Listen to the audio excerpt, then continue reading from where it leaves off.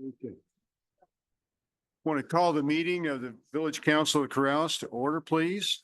I would request that you put your phones on vibrate or turn them off.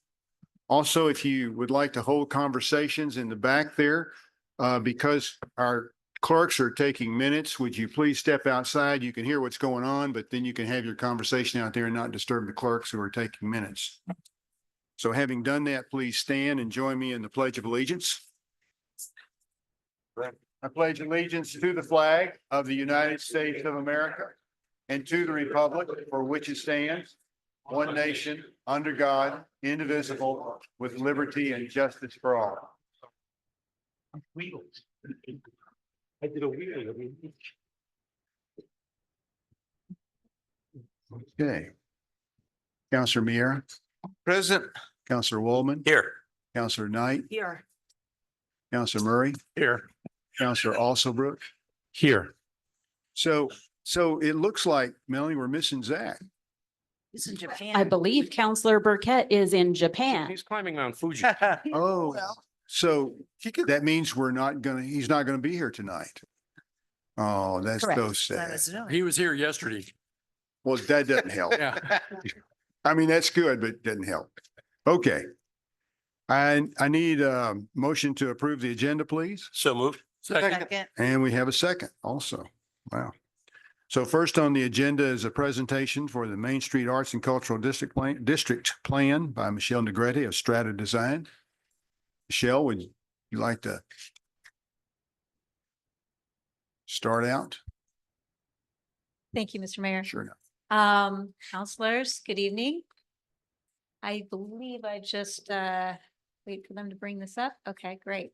So my name is Michelle Negrete and I'm with Strata Design, and I've had the pleasure of working with Corrales Main Street and the community of Corrales on this plan for the last 18 months. And it has been a really, really rewarding process. I've talked to so many people who have a deep love and passion for this community, and the amazing arts and culture and heritage that's here in this community is something everybody should be proud of. Next slide, please. So what is a state arts authorized arts and cultural district? So this was created by the legislature, the state legislature in 2007. And it's a program that's coordinated through the New Mexico Main Street program in partnership with New Mexico Arts. And it promotes the exceptional art and history of New Mexico. It's a project-based initiative which assists communities in developing their cultural and artistic resources to create dynamic and economically vibrant districts. Next slide, please. The benefits of becoming a state authorized district is that there's state branding for the program. There's a doubling of historic tax credits for eligible properties within the district. There's technical assistance through cooperating state agencies, which are New Mexico Arts Historic Preservation. There's the use of economic development funds for cultural facilities through the LEDA Act. A professional ACD resource team of interdisciplinary professionals provides assistance and recommendations for the plan. There are resources to complete the Arts and Cultural District Plan, which we are talking about today. And there's a coordinated strategy for district projects and program development. And then there's access to New Mexico Capital Outlay Funds and New Mexico Resiliency Alliance grants. Next slide, please. So the vision of the district is a vibrant arts and entertainment destination for residents and visitors that is anchored in our local heritage and creates economic vitality for our community. So this is the vision that was developed prior to this planning process. And the purpose of the plan is to provide a framework to support this vision. The ACD is supported through a local partnership, which consists of the Corrales Main Street program, the Village of Corrales, and the Local Arts Council, which is the Corrales Cultural Arts Council. Next slide, please. So the building of the Arts and Cultural District begins with a local Main Street program, which goes through the ACD startup process with New Mexico Main Street. Once those benchmarks are completed, funding is provided for the Arts and Cultural Plan. And then the Arts and Cultural District Plan becomes approved. And then that plan now sets becomes a roadmap for balancing community interests and needs. Next slide, please. So this process began with Corrales Main Street in 2017, when they made an application to New Mexico Main Street to become a Arts and Cultural District startup. In 2018, they were awarded that, and they have been working for 4 years through the benchmarks. In 2022, they were awarded a grant to begin the cultural planning process and developed a steering committee.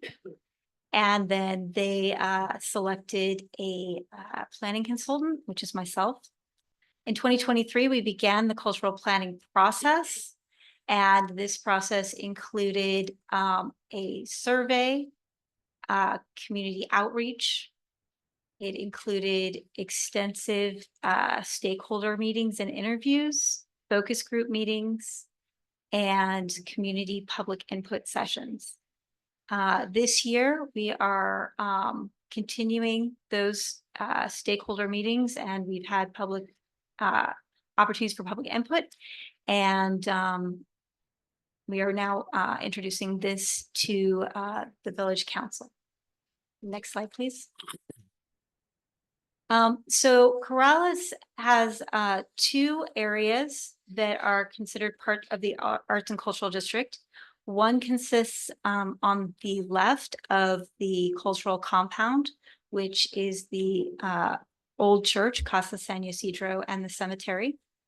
And then what you see on the right, which is the boundary of the district, which includes the commercial core and the recreational center, and then the area around the library. Next slide, please.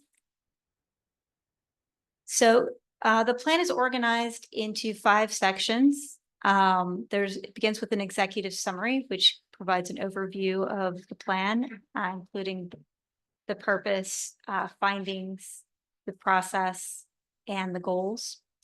The introduction and the purpose of the plan talks about why this plan was created and what its intention is. Then there's an arts and cultural assessment, which looks at the creative assets in the community and looks at the issues and opportunities for arts and agriculture and historic preservation. And then we have the implementation section, which talks about the goals, the objectives, the strategies, and the 4-point steps to get to the vision of the district. Next slide, please.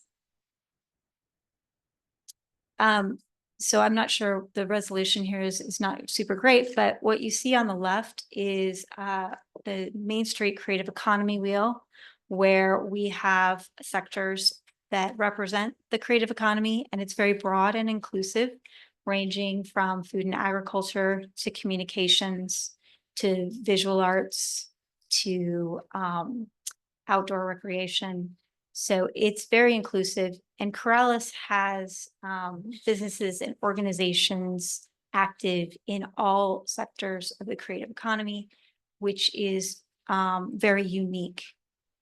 The framework of the plan is to, as I said, support the vision, and it outlines specific goals and objectives and core values. It coordinates and guides the local Main Street and Arts and Cultural Districts programs work by identifying local issues and opportunities. Its intent is to develop a strong structural foundation that supports the vitality of the district. It's kind of a 10-year outlook. And it's a requirement for state authorization. The plan is tailored to the local community. It's built upon existing community planning efforts, community input, and an understanding of local strengths, weaknesses, and opportunities. The strategies support the community's vision and unique and arts and cultural issues and opportunities. And it considers the capacity and resources of the local Main Street organization and Arts Council. Next slide, please. So the cultural planning process began with an understanding of the existing conditions, and this included looking at all of the planning documents that have been done in the last 20 years related to the district. We had an extensive community outreach process where we reached out via the Corrales comments, the Main Street News, the mayor's message. We had people in person at the growers market on the weekends. We had people at the at many of the local events, including Viva Corrales. We had posters and flyers and QR codes. And the outcome of this process was to increase awareness of the process. We next followed that with some community surveys. We had over 100 responses to the survey. We provide access to that survey both in paper and digital format. And there were QR codes that were provided via emails in the Corrales News, the Corrales Main Street newspaper, the Corrales Comment, and then on flyers throughout town. And the result of that was we developed 5 focus areas based on community input and interests and concerns. From there, we conducted over 20 stakeholder interviews with local arts and cultural organizations. And we learned a lot about what the issues and needs and concerns and interests were of these organizations. And the outcome of this was the development of the plan's goals and objectives. From there, we moved into focus group meetings where we looked at those goals and objectives with groups of people that were either the stakeholder groups that we initially met with, or people that were recommended by those stakeholder groups, and the invited public. And the outcome of that was the development of the initial strategies. Following that, we had a community meeting at Village Pizza to look at those strategies and get input and ideas from the community. We had, I believe, 110 people come out for that meeting. And then we followed that meeting with a public meeting where we did an overview of the draft and got some feedback from that process. And these all have been included in the current draft. And that's the outcome of that plan process. Sorry. Next. Oh yeah, thank you. Angela's saving my eye. Okay. So what did we hear throughout all of this? We heard some very common themes. So the strengths we heard and the things that made Corrales so special to the community is the agricultural landscape and lifestyle, the historic structures, the arts and cultural organizations, the community traditions, and the community pride. The challenges that we heard throughout this process is that there's been an influx of new residents. There's a loss of agricultural lands to new development. Public safety, traffic, and parking are concerns. The population is aging. Next generation outreach and inclusion is challenging. Sustaining sustaining the cultural legacy, limited spaces and resources, overstretched volunteer organizations. And then the opportunities that we heard included stewardship of the agricultural heritage of the community, farmers and equine access and visibility in the district and support of small farmers, education, programming, cross-generational events and activities, youth mentorship, job development to ensure ongoing cultural legacy, providing a supportive ecosystem for artists, visual, performing, craft, and folk, increasing and growing local creative and cultural businesses to support community interests and needs, strengthening local participation and engagement in the district, cross-collaboration and promotion across arts, culture, and heritage organizations. So based on this information, which was collected through the community engagement process, the planning team identified 5 themes as priorities for the district: local participation and engagement, agricultural heritage, next generation and cultural legacy, a supportive ecosystem for artists, and the unique arts and cultural heritage of the district. Next slide, please. So the implementation on the plan focuses on the 5 goals that developed through the community engagement process from those 5 focus areas. And they are: foster local participation and engagement in the arts and cultural district, ensure that agricultural heritage remains visible and active in the arts and cultural district, make village culture and history as inclusive and accessible as possible to increase local awareness, pride, and community support of local heritage and culture. Cultivate a supportive ecosystem for artists, entrepreneurs, and creatives, and support the unique arts and agricultural environment. Next slide, please. I'm gonna have to use this. So the first goal: foster local participation and engagement in the arts and cultural district. The desired outcomes from the community are local residents patronizing local businesses, local residents attending local events and programming, local residents engaging in volunteer work to grow volunteer base, participation of a diverse representation of community residents, including youth, families, young adults, historical families, local resident investment in the district, diverse cultural offerings, creative sector businesses that meet local resident needs and interests. So the following objectives and strategies were developed to achieve these outcomes. Objective 1, introduce opportunities for local people to become active and involved in the arts and cultural district. Strategies include: understand the local volunteer environment to determine interest and needs to support the arts and cultural district. Streamline access to volunteers and volunteer opportunities. Understand areas of arts and culture in which locals are interested in participating. Continue to educate about the Corrales, Main Street, and Arts and Cultural District mission and methods. Objective 2, attract more locals to creative businesses, arts and cultural district programs, and events.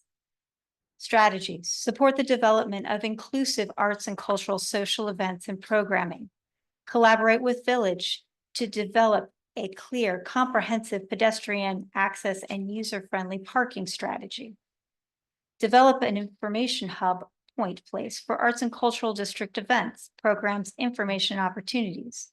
Determine appropriate distribution opportunities for reaching locals. Work with local creative sector businesses to collaborate and expand market reach. Objective 3, support creative businesses to grow and expand in the district. Work with arts and cultural business owners to understand demographic interests and needs to reach potential clientele. Support local creative business development, new business and business expansion. Identify places and opportunities for new creative businesses to locate and participate in the district. Goal 2, ensure that agricultural heritage remains visible and active in the district. Desired outcomes from this community input. Continuation of active farming in the district. Visible presence of agriculture in the district. Inclusion of horse and rural transportation options. Community members engaging and participating in agricultural experiences. Access to local foods. Active agricultural use of conservation easements. Economic viability for small farmers. Appreciation and regional recognition for local culinary tradition and cultivation methods.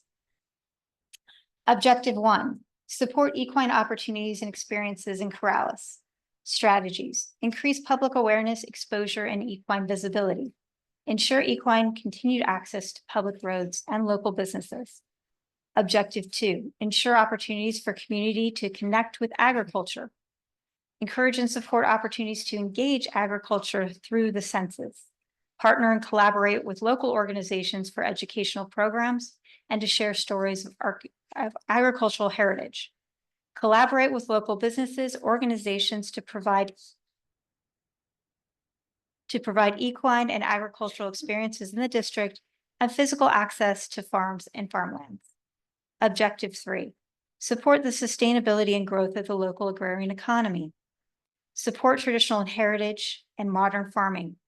Support opportunities for production, processing, direct sales, storage, and distribution. Objective 4, cultivate a regional appreciation of culinary traditions. Strategies. Celebrate and create opportunities to experience culinary culture. Support history, research, and documentation of specialty ingredients, methods, culinary traditions, and the local terroir. Support the incorporation of traditional foods and stories in marketing and promotional materials. Goal 3, next generation and cultural legacy. Make village culture and history and inclusive and accessible as possible to increase local awareness, pride, and community support of local heritage and culture. Desired outcomes, cultural awareness and appreciation, sense of belonging, community pride, and sense of place. Increase capacity for heritage and cultural preservation.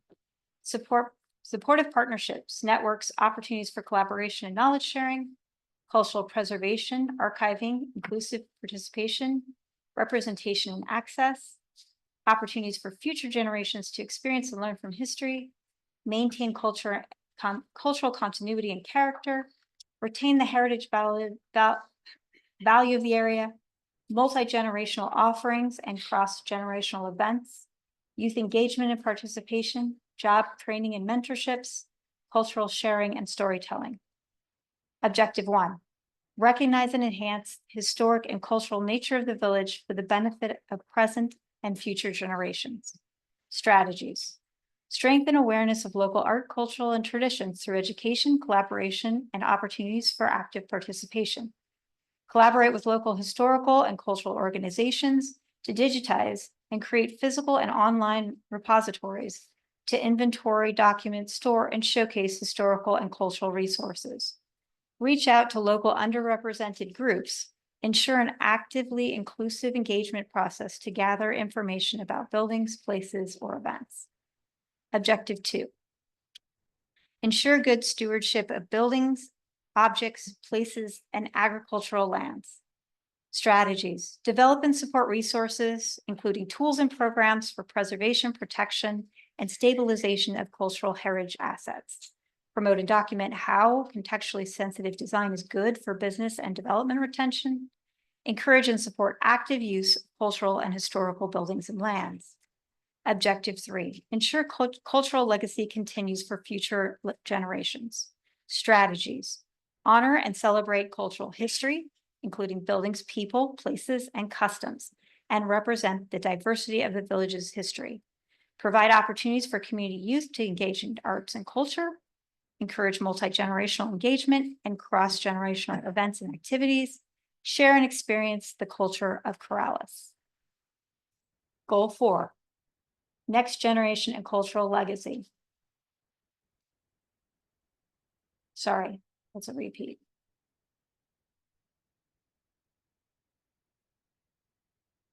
So the fourth goal is cultivate a supportive ecosystem for local artists, entrepreneurs, and creatives.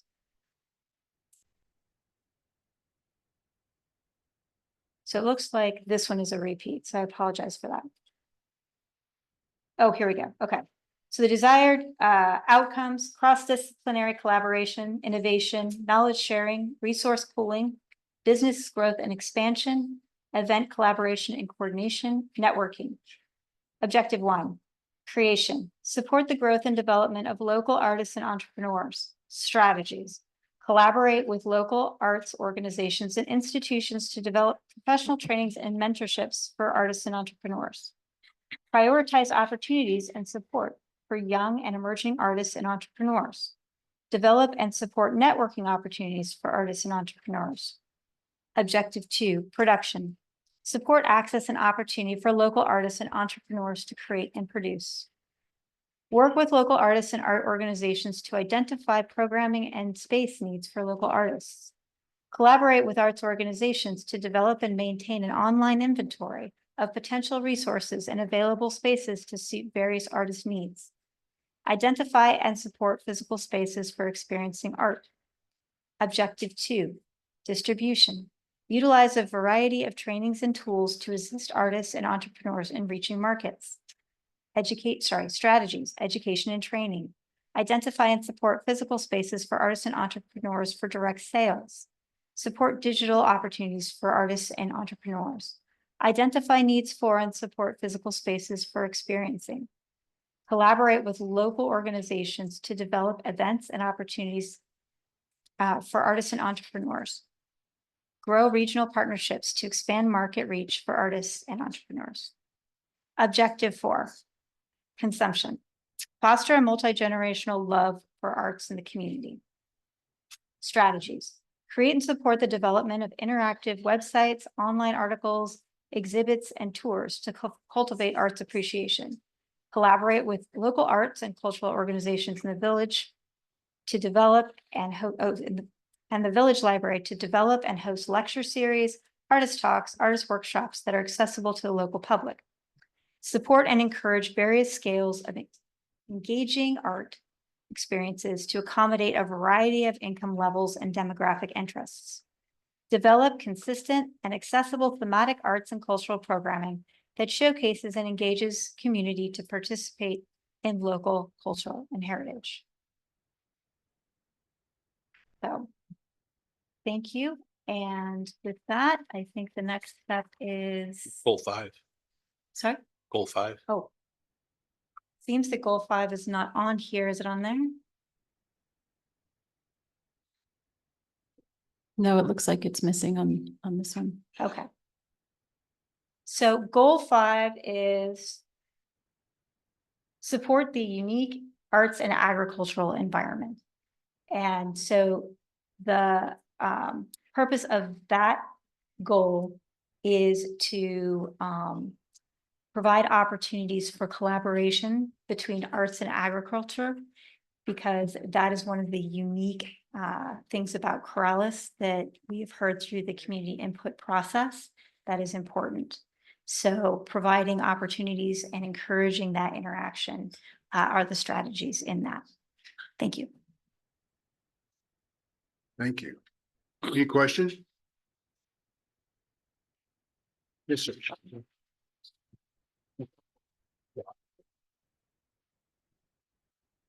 Yeah, so thank you for that presentation, and I've got a few questions for you. So does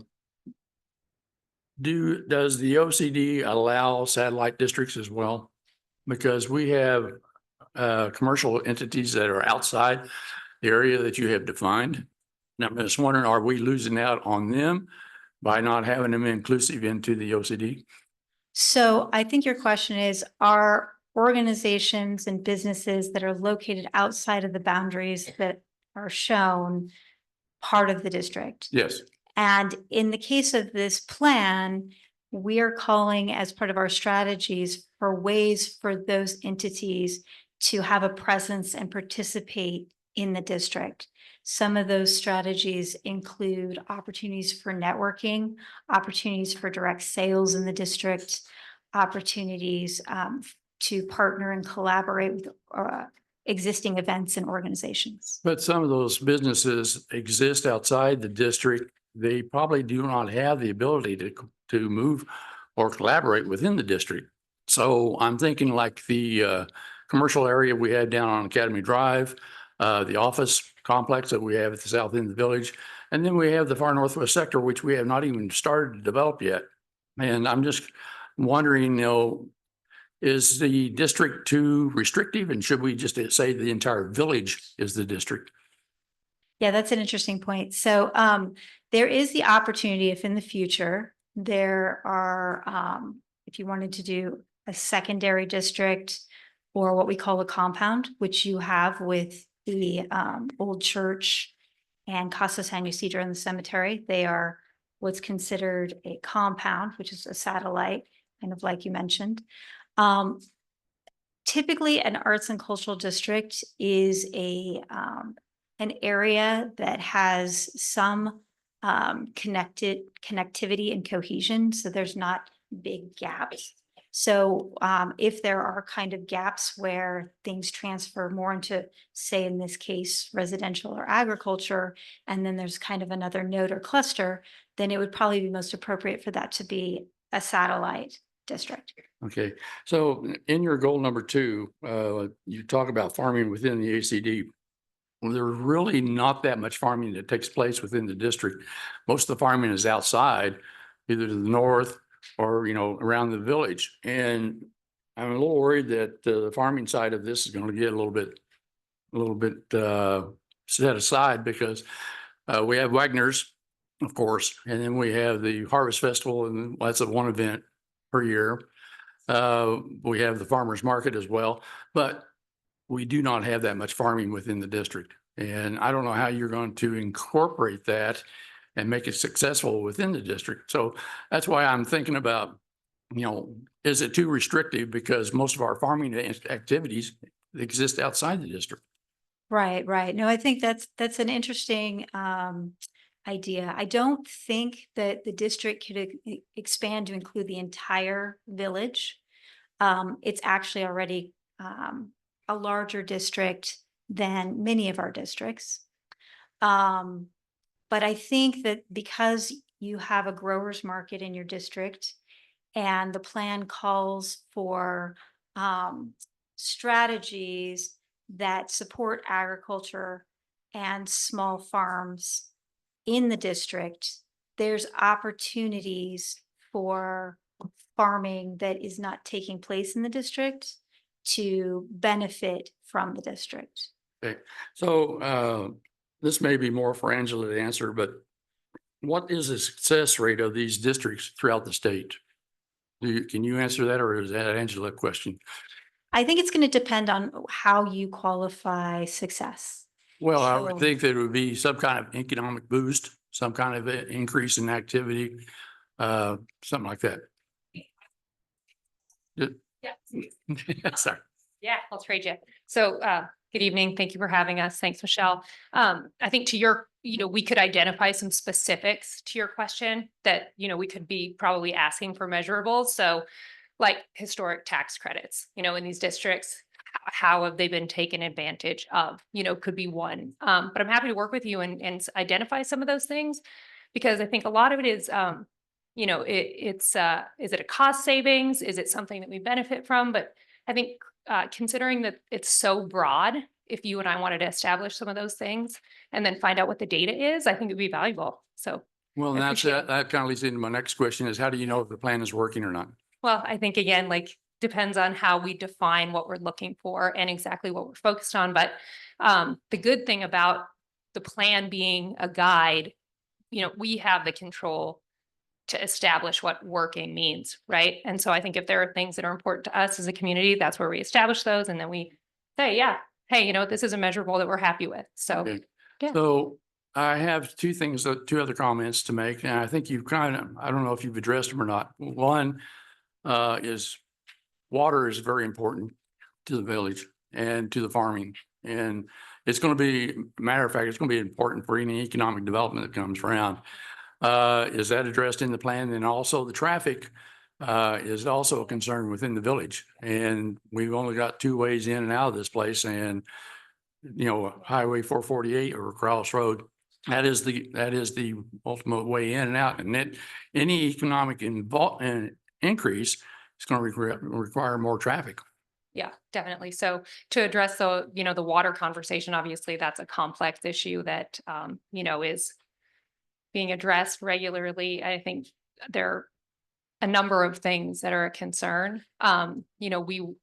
We try to support and, work closely with the growers and then some other residents who have actually volunteered to try to go to some of these meetings and figure out some strategies to, for example, coalesce the people who are irrigating regularly. We don't necessarily have a good list or way to communicate with people that it really truly is impacting. So, yeah, it's definitely something that I think could be mentioned or, at least an opportunity, but it's not something that we're not aware of and working on.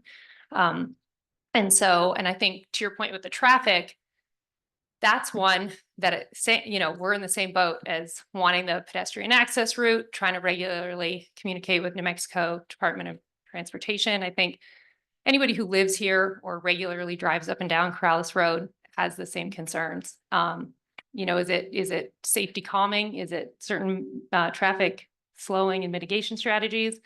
But those are an opportunity in the plan, most definitely. And I think without a plan, it's a free for all. So that's where the plan is actually a really helpful thing. Okay, thank you. Yeah. Thank you, Mayor. John, Thank you, Mayor. It's a question, just, this may be more of a tactical question than the strategic level you were presenting. But you mentioned supporting new art businesses. You mentioned, facilities and leveraging, space. So I think one of the operating assumptions here is that this is to benefit our artisans, the coraleños who make art for us to enjoy. What would you see as a tactic that would not encourage artists from outside, say Albuquerque or other places, to come in and set up a shop and gain the advantage of our art district, which brings only the consumer advantage to the cultural district of, encouraging sales to anyone who buy it, rather than focusing on our citizens who are artisans. I think there's a lot of strategies that can support that. And I think that's a really good thing to be concerned about. So in the plan, we talk about wanting to support local artists and provide spaces for local artisans and creatives. And so, implementing that will be, a project in itself that gets developed in the future.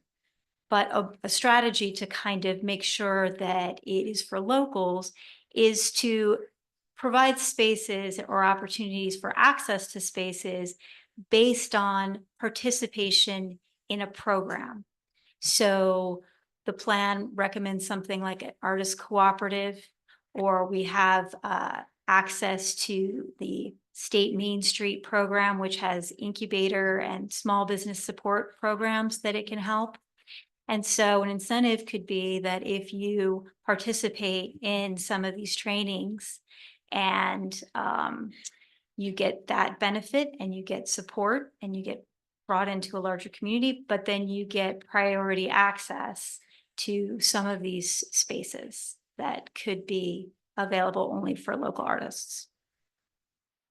Okay, interesting, because really ultimately it's a relationship between property owner and whoever wants to Absolutely. use or pay for use of that property without violating any of the anti-discriminatory laws. Okay. Yeah, and I just to add to it, I think, sorry, excuse me. Go ahead. I think tactically, one of the main things that is called for is for residents to support the local business owners that are here. And that's a big deal, right? Because it's keeping the local business owners who feel like they can actually survive it, right? And I think the creation of community is another important piece in this, which is a lot of this underlying work. If there is a larger community and support for it, and I think communication, that's additionally helpful. If a space comes available and they're able to ask, and then everybody's connected, I think that's helpful. Councilman Knight. Yeah, I was just gonna say, a few years ago when Main Street sponsored like an art scroll, we had two artists at our home that weren't from Corrales, but people from Corrales came and, looked at their art and, I'm sure you're not going to exclude artists maybe, but just, it's a team effort on all the artists' part to support each other. Just as the wineries have supported each other, even though they're all individual. And that's a really good example, but it's usually there are units within the larger units and communication, amongst the groups, and hopefully that's what's cultivated through these plans. So, Okay. So, do you have any people signed up? We have 16 people who would like to speak to this topic. So we'll do 2 minutes each. It'll be a little over half an hour. That's good. Up first, we have John Schuman.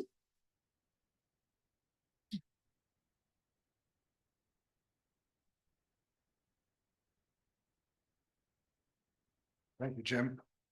Good evening. I'm no stranger to you, but just to remind you, I'm John Schuman. My wife and I reside at 526 Albina Road on the far northwest corner where people from that part of the country aren't involved in the community, and I'm here to disprove that. I'm also president of the Corrales Cultural Arts Council. You know us better as Music in Crowds and Music in Schools. I'm not here representing the 1,000+ patrons that we entertain and enrich through our Music in Crowds program, nor am I here representing the more than 1,000 kids we impact through our Music in Schools program. But I am here as one who has participated in the ACD program from the very beginning. Our organization has been a part of this from day one, and we've been pleased and honored to participate in the project. What I've noticed throughout the evolution of this is how it's changed. Every time there's a community meeting, it changes a little bit. Every time there's a group of people that are gathered at Michelle's or Angela's request, it changes. So this has been a participatory type of process. In my professional life, for more than a couple of decades, I fed on market research. Both secondary and primary market research were absolutely key to what it is that I used in making multi-million-dollar decisions. The ACD proposal being presented this evening is a terrific classic piece of research, relying both on primary and secondary research. If you look through it, you'll see that there is a culmination of hours of work, mostly by volunteers. As I read through the document for the nth time, there's nothing that I can find in it that's objectionable. The proposal's first value, for those of you who are counting pages on page 10, is that the district will be community-driven and rooted in tradition. There is a lot of confusion about Main Street and Thanks, what it John. does. That's your time. This one value distinguishes it from a Chamber of Commerce, which is top-down, not bottom-up driven. Thank you. So let me just say this, that if you don't get a chance to say everything you wanted to say, please email us. So, yeah. Yeah. Oh, I know you will. Yeah, I will. Okay, who's next? Up next, Marianne, I apologize if I totally butcher your last name. Marianne Mazoliak. If you could please state your name and address for the record, you'll have 2 minutes. Thank you. Marianne Vashoek, 272 Manair.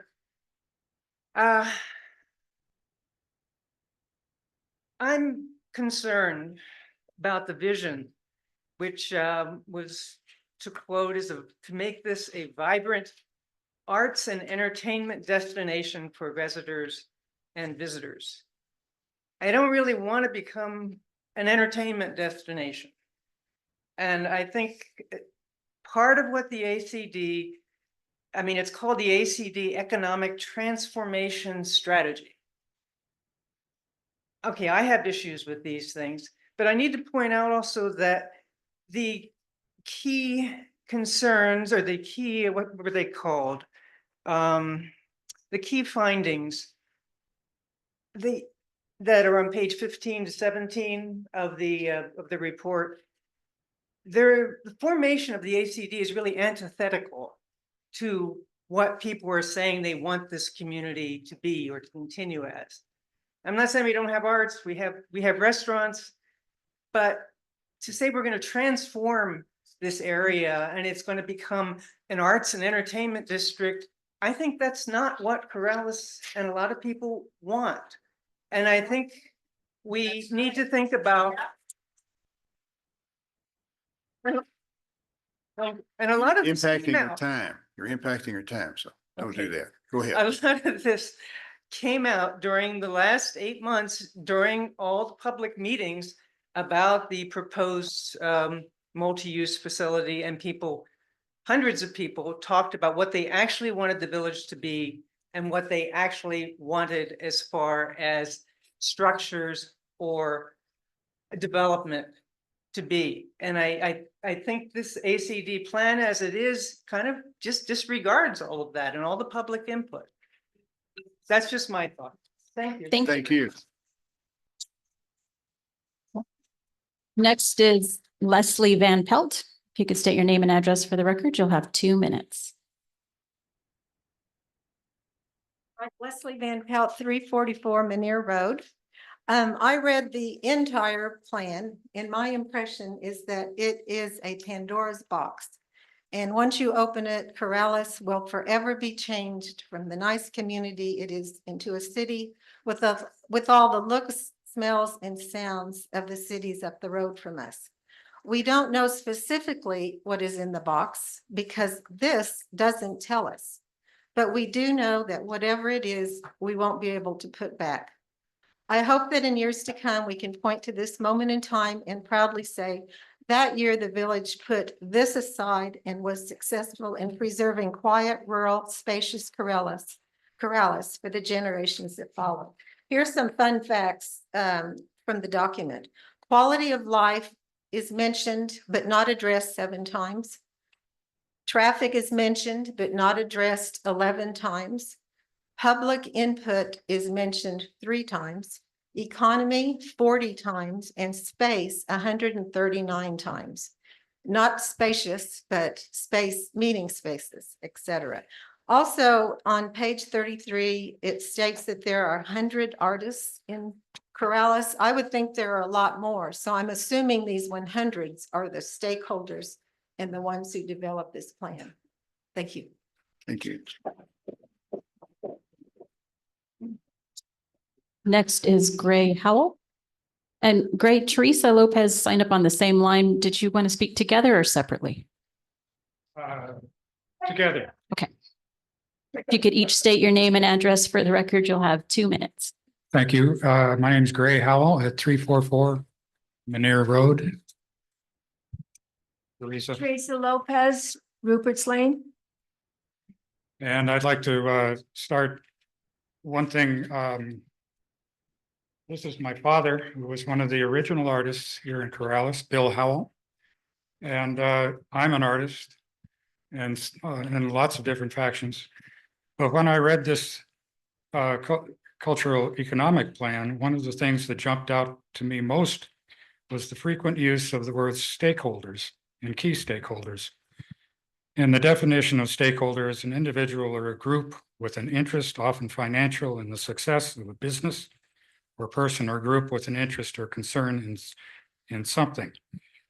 The key stakeholders in this document want Corrales to be an arts and entertainment designation, among other things, with large performing arts and entertainment spaces, i.e. a new $20,000 square foot building in the middle of Corrales. To accommodate this, if the village adopts this designation, the funding for this could be very well happen without the majority of the population of Corrales even aware of it.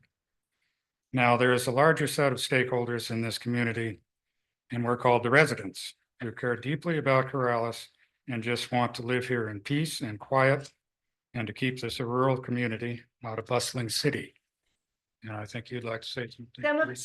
Some of us here in the village are the actual stakeholders in the Corrales some of us here in the village are the descendants of the actual stakeholders in Corrales of long ago. A lot of us here, plus many people that recently moved here, do not want the village to change anymore or to change into what they left.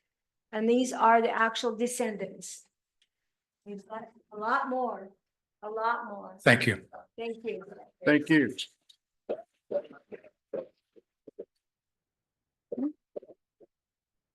Next is Rick Toller.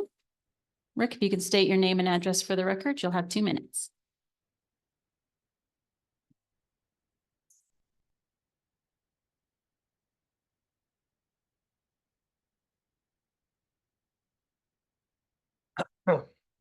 Rick Toller, 483 Hanson Road. To the extent that I have actually grown up, I grew up here with a lot of these folks that have already spoken.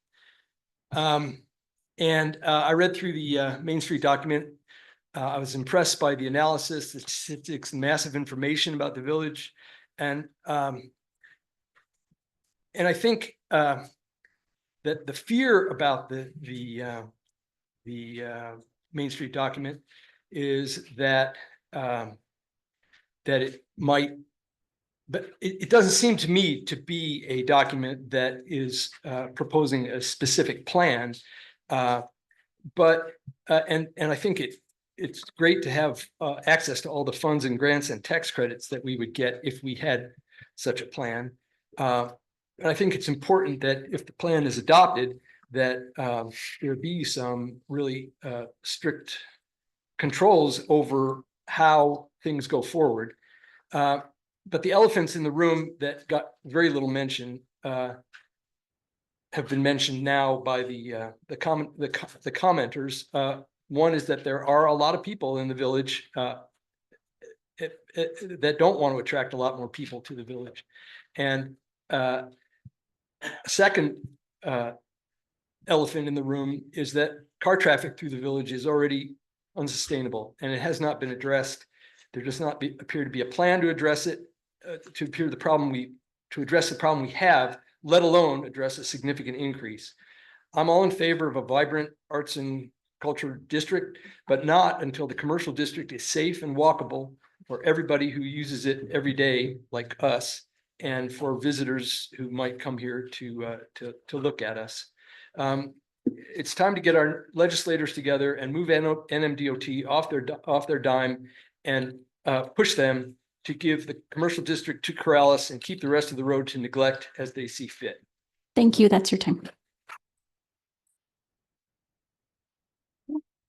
Bob Belanoff. If you could state your name and address for the record, you'll have 2 minutes. Bob Belanoff, 278 Manir. Thank you, Mr. Mayor. Thank you, councilors and Groundworks and everybody else who's helped to make this plan, create this plan. I think this plan is, sounds like the vision came first and the plan was designed to fulfill the vision. And I have questions about the vision because no matter what, this is, as you call it, a asset revitalization plan, an economic development plan. We're one of the wealthiest communities in New Mexico.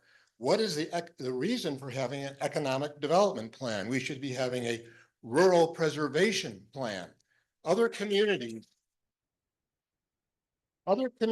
like us and other entities, whether it be a national park or a small town, have plans to preserve what they most value. Why would we have a plan that would destroy it? It just doesn't make any sense to me. You've got more, no matter what happens, the creation of this district is to bring people from the outside here. What we should do is protect what we have here. This is a plan that is perfect for a small, a rural, once industry intensive mountain town that used to do iron ore, or for a village that's struggling. We are prosperous. We want to protect what we have. This plan makes, I don't understand it. It doesn't make any logical sense to me why we would want to destroy our most valuable asset. And this plan will do that. Thank you.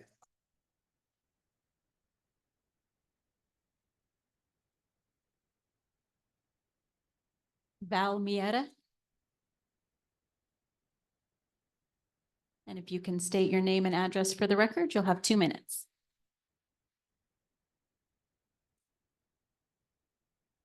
Val Miera, I live on 3 Coyote Canta.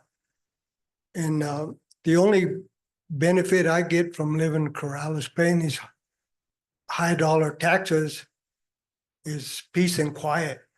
And I don't want to lose that. Thank you.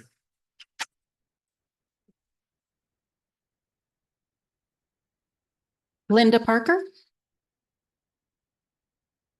And Linda, if you can state your name and address for the record, you'll have 2 minutes. Thank you, Mr. Mayor, councilors. I would like to do a little history of my family here, although it's short. We moved here at the beginning of the 2000s and were immediately faced with a fundraising effort to buy an ambulance because the village could not buy one. So people donated money and the ambulance was purchased. My husband and I had a very invested interest in an ambulance because he was a chronic life-threatened asthmatic and usually went to the hospital once a month in an ambulance. So we wanted to make sure there was a good means of transportation. Part of the ACD plan is to help maintain a tax revenue for the operation of the village. Once when there are no more houses built, that has become the general source of revenue, new revenue. So when that stops, that tax base stops. I have a business here that I moved over here in 2018. And by best estimation, I probably have collected $250,000 in gross receipts tax that this village shares from. Sometimes what we want in our quality of life cannot be maintained without change, and we have to maintain a tax revenue base. Thank you. Thank you, Linda.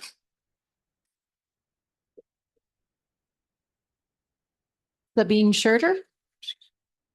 Sabine, if you can state your name and address for the record, you'll have 2 minutes. My name is Sabine Schurter, 47 Rincon. So I have some observations to make about this plan.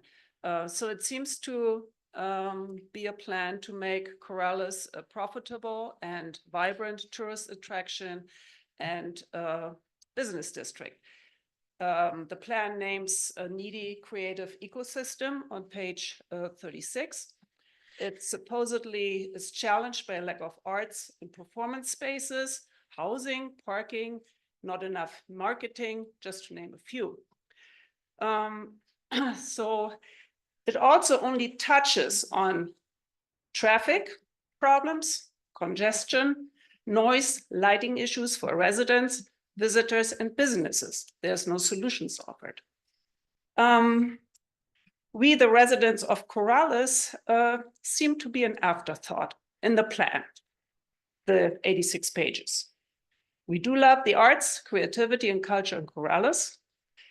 Many residents are artists themselves, but we also like it rural, peaceful, and quiet. So please talk to the residents more. It's just not enough. Town halls work in Corrales. We have seen it. So please do that. Ask us. Don't just invite us to a meeting and tell us to comment on something that's already prepared. It doesn't work this way. And also, if you have surveys, please direct them also to locals. The survey I saw was only for visitors. So I felt a little bit estranged. Okay, those are my comments.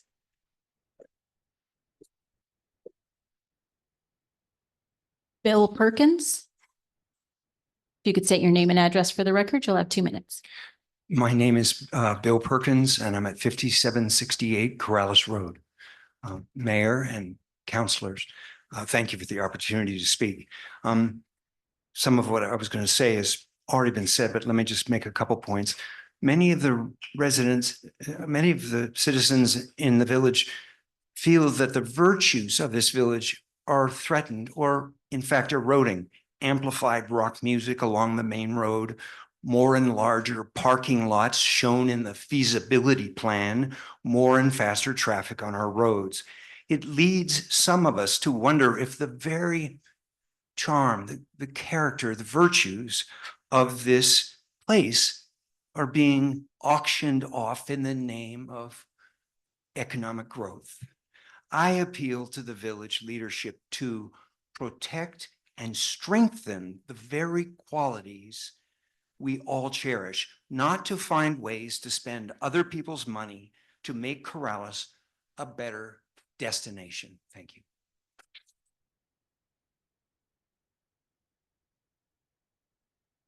Doug Castile. And if you two can state your name and address for the record, you'll have 2 minutes. Doug Castile, Corrales Road. No, I lied. It's not Corrales Road. Where the heck do I live? P.O. Box. Anyhow, good evening, Mr. Mayor and councilors. I'd like to ask the mayor and the councilors to table this plan until we have a viable traffic plan for Corrales. Let's not do a thing about it till we have a solution. I also would not like to see anything that resembles regionalism occur here in Corrales. We don't want to be like 98% of the other small municipalities in this country. We want to have our own identity. So please keep that in mind. And I do live on Chaparral Lane, by the way. Just thinking about what I was going to say. Anyhow, please do something about that before anything is approved. We need to have, when is the limit of what we have for growth for our small community, for economic growth, for small businesses, for restaurants? We have to hit a percentile that's just a little bit above what we have or what we think we can tolerate, and something we won't grow past. So let's think of those figures and contain what we need to do. Please, I'll give it some more thought and maybe have more enlightened words to say next time. Thank you. Send an email. Fred Hashimoto. Fred, if you can state your name and address for the record, you'll have 2 minutes.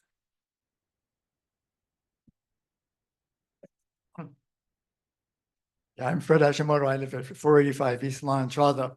I second what a lot of people here have already said. This plan seems to be rather dismissive of very key issues in the village, traffic, quality of life, and it's rather self-serving. The issues that have been brought up about quality of life and traffic, they're mentioned, but they aren't addressed. They're just dropped. I'd like to talk a little bit about space. Space was mentioned like 139 times in this document. Space, space, space, space. Like, hey, I'm a musician. I'd like to have a performing space. I'd like to have a rehearsal space. I'd like to have practice space. I'd like to have recording space. Hey, you know, I'd like to have all that. And I'm sure that everybody like to have their whatever. I think that when space is looked at, it shouldn't be such a subjective type of who wants space. But, you know, there ought to be an analytic type of needs assessment about who really needs space. What space do we have? We're a village of 8,500. We have a fair amount of space that's available. And, you know, but we shouldn't say we need space, we need more space and more space without really being analytic and finding out what kind of space we need. Also, as Doug mentioned, notice this plan came out on the 18th of this month, and it was published on 2 websites. One was published in the council packet, and the other is published on Main Street site. How many people access that? That's the public access. Public hasn't had any access to speak of. I agree. We ought to delay this. It took 6, 7, 8 months for people to understand MUF. This is 86 pages. It's got a lot in it. And I think we don't have to make a decision at the next council meeting. Let's be mellow about it. Thank you.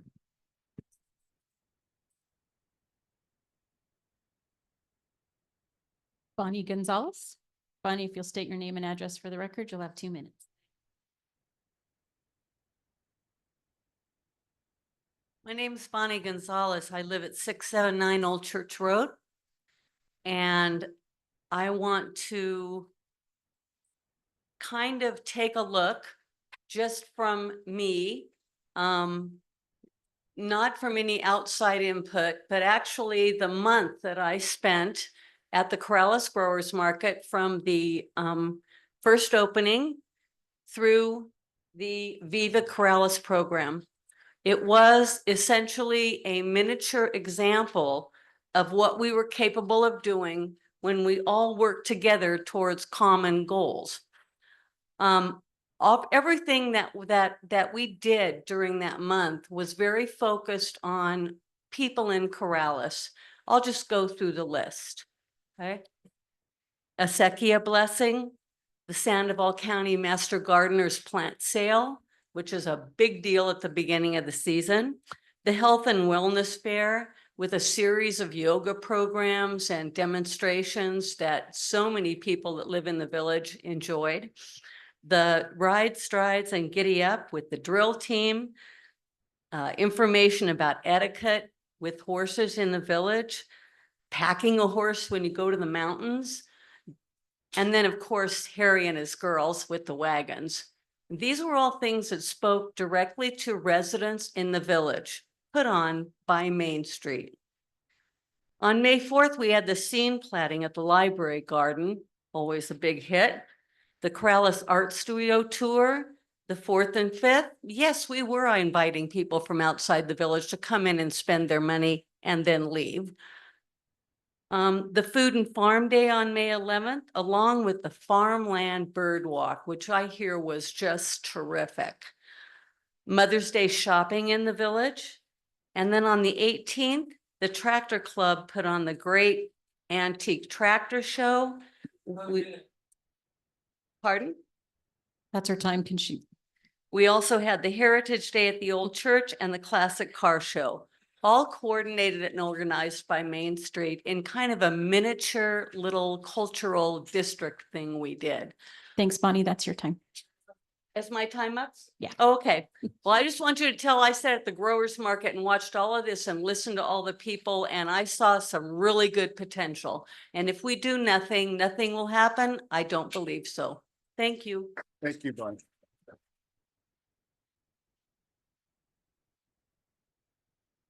Patrick McClernand. And Patrick, if you can state your name and address for the record, you'll have 2 minutes. Thank you. I'm Pat McClernand, 2968 Corrales Road. Thank you, Mayor, councilors. All right, I am in support of arts and culture, artists and artisans, growers and makers. What I'm opposed to is monetizing this creative group that results in the degradation of quality of life for village residents. On page 1 of the ACD plan, the agenda states, leverage local creative assets for economic impact. The results of this impact is the focus of my concern. Page after page in this plan refers to economics through increased tourism. The word economy is mentioned 40 times in this document. Increased economic activity is their measure of success. Corrales must find the right balance between economic development and preserving the unique character and well-being of our village. We must safeguard our cultural history from brand overuse. Quality of life is mentioned, but not addressed over 7 times. The experience economy is diminished with the sale of history and culture. Not spoken are the solutions to many of the problems created by these lofty goals presented in this plan. Tourism and increased sales bring increased traffic, and the solution is more lanes, lighted intersections, more traffic. It's unachievable by preference of the residents. Traffic is mentioned 11 times, but not addressed. Supporting ACD requires a change in the emphasis away from measuring the annual increase in gross domestic product of Corrales. The last 5 pages of the proposed plan lists potential funding sources, local, state, and national. None of these indicate a designated ACD as a requirement. The proposed ACD plan can only be acceptable if these issues are addressed and aligned with the values of Corrales. Thank you. Thank you. Sandra Farley. And Sandra, if you'll state your name and address for the record, please, you'll have 2 minutes. Hi, I'm Sandra Farley. I'm at 107 Collier Contenta. And I'm here because I want to express my support of the ACD plan. I feel like this is an opportunity that we can't pass up. I have a list here of other towns across New Mexico that have gotten the designation of being an ACD district. Albuquerque, of course, Artesia, Carlsbad, Gallup, Las Cruces, Las Vegas, Los Alamos, Mora, Raton, Silver City. As you can see, these are small towns. They are not the Santa Fe's, and Santa Fe is not listed. So I think that there's a lot of people concerned that we are trying to create this metropolis of art, and that's not the goal. The goal is to be able to utilize funds that are available through New Mexico to be able to improve our city, our town, our village. We have a lot of things listed in the ACD that will be, it's not got specifics in it yet because that's what it's for. It's the goal to look at what we can accomplish through becoming an ACD. So I would like to put my vote in the ring to support this. I also want to tell you that I've been a resident here for 14 years, and I hear a lot of fear coming from the audience, and I'm sorry about that. I see you proudly holding up your pictures of your ancestors, and I think that is so awesome and so amazing that you have that kind of history. The bottom line is in 2000, I think it was 1980, that was it. In 1980, I was told that we had doubled our population. And so since 1980, we have the same roads. So yeah, we're gonna have more traffic. We have, okay. So anyway, bottom line is that we are going to have growing pains when it's not going away. And I really hope that we can work together instead of being divisive to create a better Corrales. Thank you.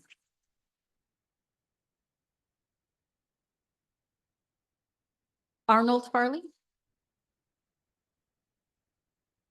And if you two can state your name and address for the record, you'll have 2 minutes. I live with her. 107 Collier Contenta, Arnold Farley. Mr. Mayor, Council, thank you very much for the opportunity to speak on this topic. 2 minutes. Okay. Well, first I come with a heavy heart because as my wife said, you know, we've been here about 14 years. We could have gone anywhere in the United States, and we studied long and hard of where we wanted to retire, and we chose Corrales because of its cultural heritage, history, and sense of community, literally, not because of its art, but because of its sense of community. The reason I have a heavy heart is because I feel I'm being discriminated against. I feel prejudice, I feel discrimination because I'm not Hispanic and my ancestors aren't from here. My ancestors are from Italy and Ireland, and I'm very proud of that. My first wife was Hispanic from Puerto Rico. She was bilingual. My 2 children are Spanish heritage and American heritage. And I think it's pretty sad that a lot of this is, in my opinion, because I'm a white guy, and it sucks. Excuse me, I have my time. Thank you. Okay. Whether you like it or not, Corrales statistically has more artists in business than any other business, period. Also, if you want to look at art, art actually solidifies and documents history and culture. If you haven't noticed that, you need a vibrant art community to be able to sustain your culture. Look at the murals, look at the artists, look at how we establish our own cultures. It's through art.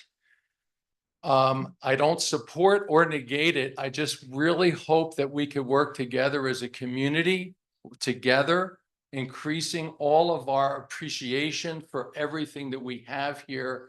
I love Corrales and it hurts. Thank you.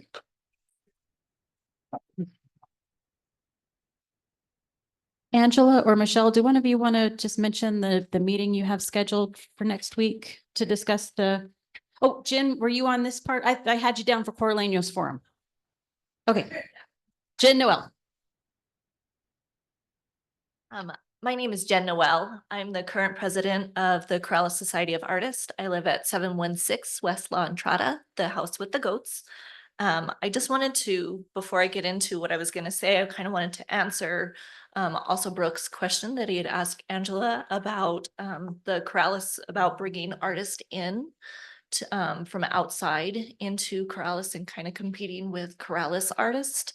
I think that anybody that we can do, anything that we can do to kind of support our residents in Corrales, the artists, and that might be bringing people in from outside, is worthwhile to do because, you know, Art in the Park has kind of gone away because all of our artists from CSA have been getting older and not been able to participate in Art in the Park because you have to haul a tent and all of your stuff out. And so by inviting other artists from outside the area in has helped support the artists in Corrales that are able to participate in Art in the Park. And it's the same with like the Fine Art Show. We invite artists from all over the Historical Fine Art Show, and that brings people in to support the artist in the Fine Art Show, as well as it's a fundraiser for the Historical Society for the restoration of the church. So we work as a collaboration amongst artists and to kind of designate whether they're a Corrales artist or outside is kind of not valid in our opinion, because anybody that we can do to support it is valid. So does that answer your question a little bit? There's lots to unpack and discuss, but thank you. Okay, I'll take that. So this designation by the Arts and Cultural District is a designation that we should have had already. Like Sandy Farley had said, other villages, small towns without the state, throughout the state have been nominated with this designation, Artesia, Carlsbad. What's nice about the designation is that it's tailored to Corrales. And so we have worked very hard to make sure that our plan that we've put together is designated and it's tailored to the spirit of our village. This designation has allowed, the process of the designation has allowed for projects such as the Children's Storybook Garden and the community collaboration mural that is put in the Storybook Garden. For Sundays, Viva Corrales. It has given support for Art in the Park to bring that back, support for the Galloping Goats art project, support for the Fine Art Show hosted at the Old Church, and that's just to name a few. Without the support, these things were struggling a little bit to get the money and the support of the volunteers. It's vital in supporting, Main Street is vital in supporting volunteer organizations such as CSA because we're struggling with volunteers because we're overstretched. It's usually the same people volunteering in multiple organizations and we only have so much time. We're mothers, we're business people. I have a full-time job as well as volunteering in all these organizations. And so their support is vital to help keep some of this stuff alive. We have strengthened our collaboration with other groups, the artists, like the agricultural groups within our projects. For example, the Storybook Garden, we've put in art installations and we did the art mural. And then also with our education, with Art in the Park, we have an educational table at every Art in the Park now to talk about livestock and the different kind of livestock options and agricultural places that we have to kind of bring those two things together. So it's very important to balance, you know, I moved to Corrales because it was artist and agricultural, and that was very unique. So thank you so much. Thank you.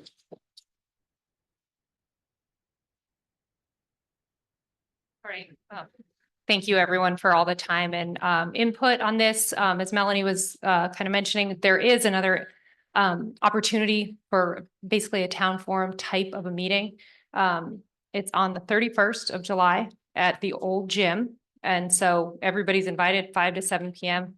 I think that's a good opportunity to come and speak more and give more input. And I think it just to maybe summarize on some of the just the comments and I think concerns are shared.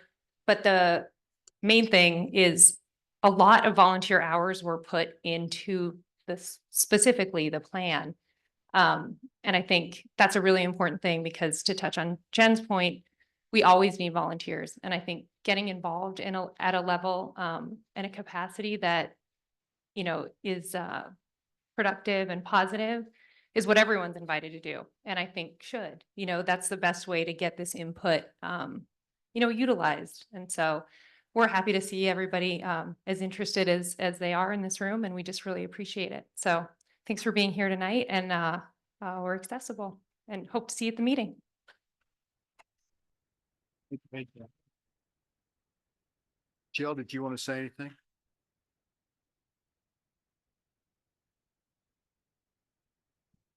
I want to thank everybody for their time and their comments. As you probably have noticed, I've been taking lots of notes. This process is not over. This plan is a draft. And as you probably heard, we are changing every time we talk to people and hear things, and it's a process. So I invite and encourage people to continue to participate not only in this process, but in your community in ways that are meaningful and impactful to you. So thank you. Thank you. That everybody? Yes. All right. So we'll move on now to the administrator's report. Mr. Curry.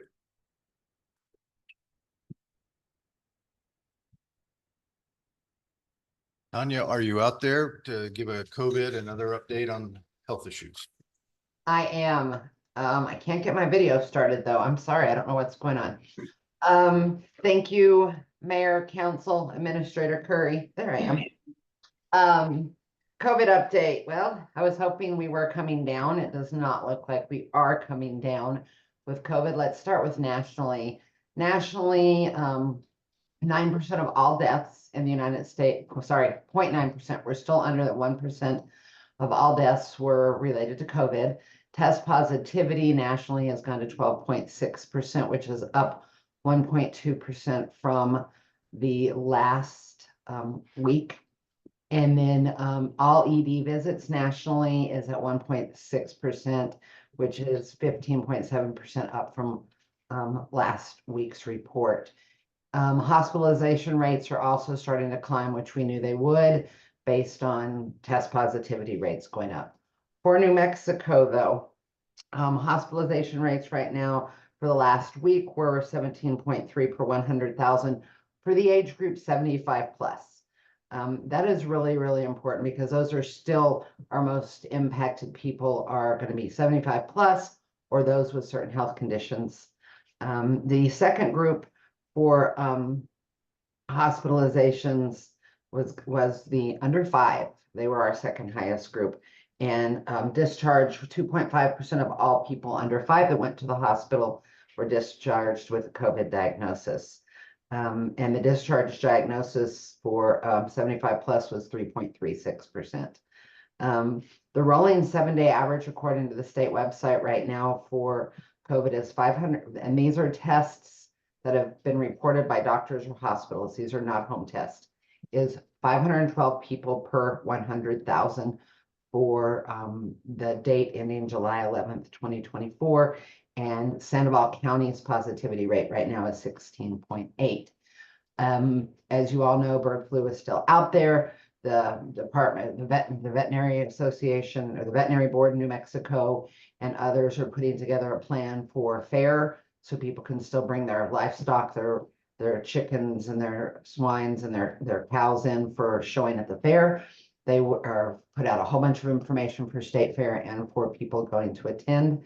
There have been more callings of large commercial chicken farms in Colorado. And we have had 4 total confirmed US cases of bird flu in humans.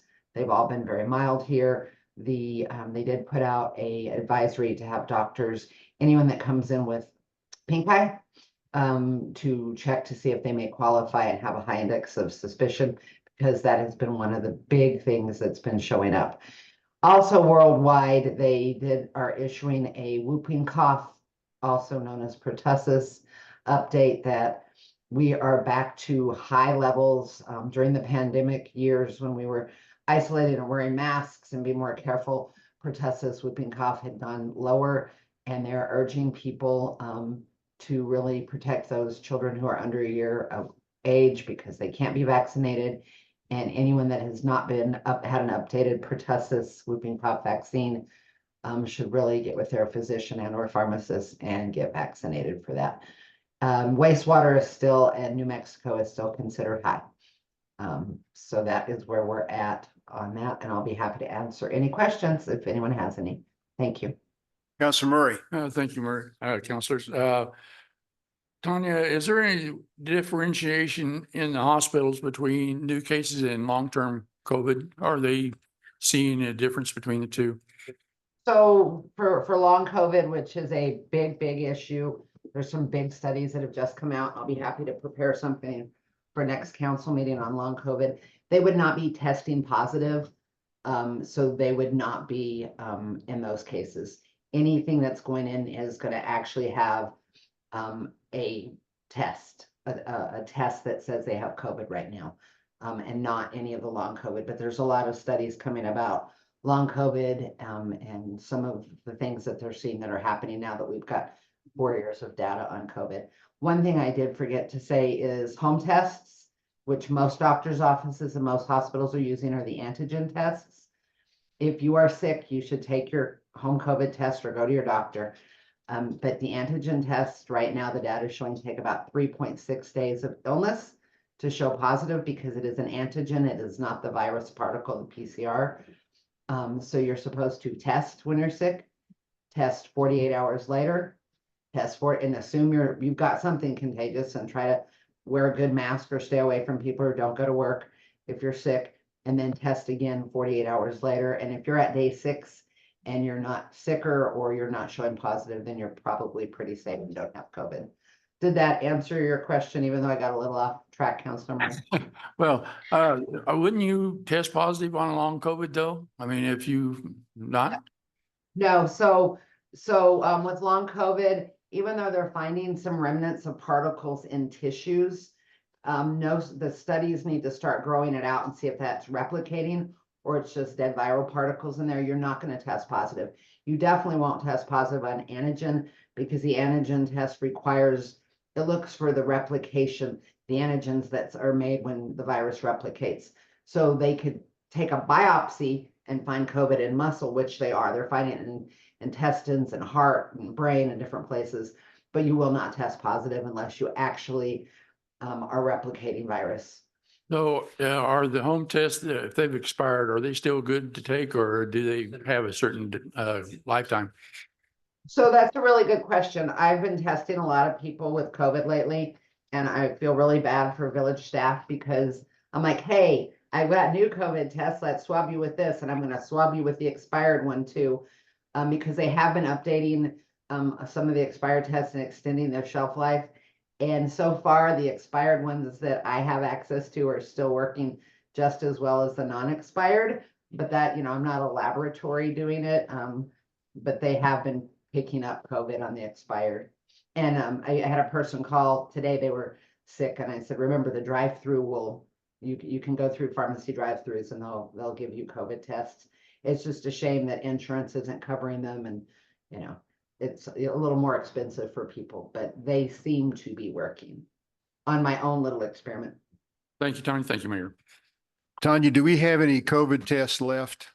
I have expired COVID tests left. That's it. We don't have any non-expired tests. I did try to find a reasonable supplier where we could purchase some for citizens.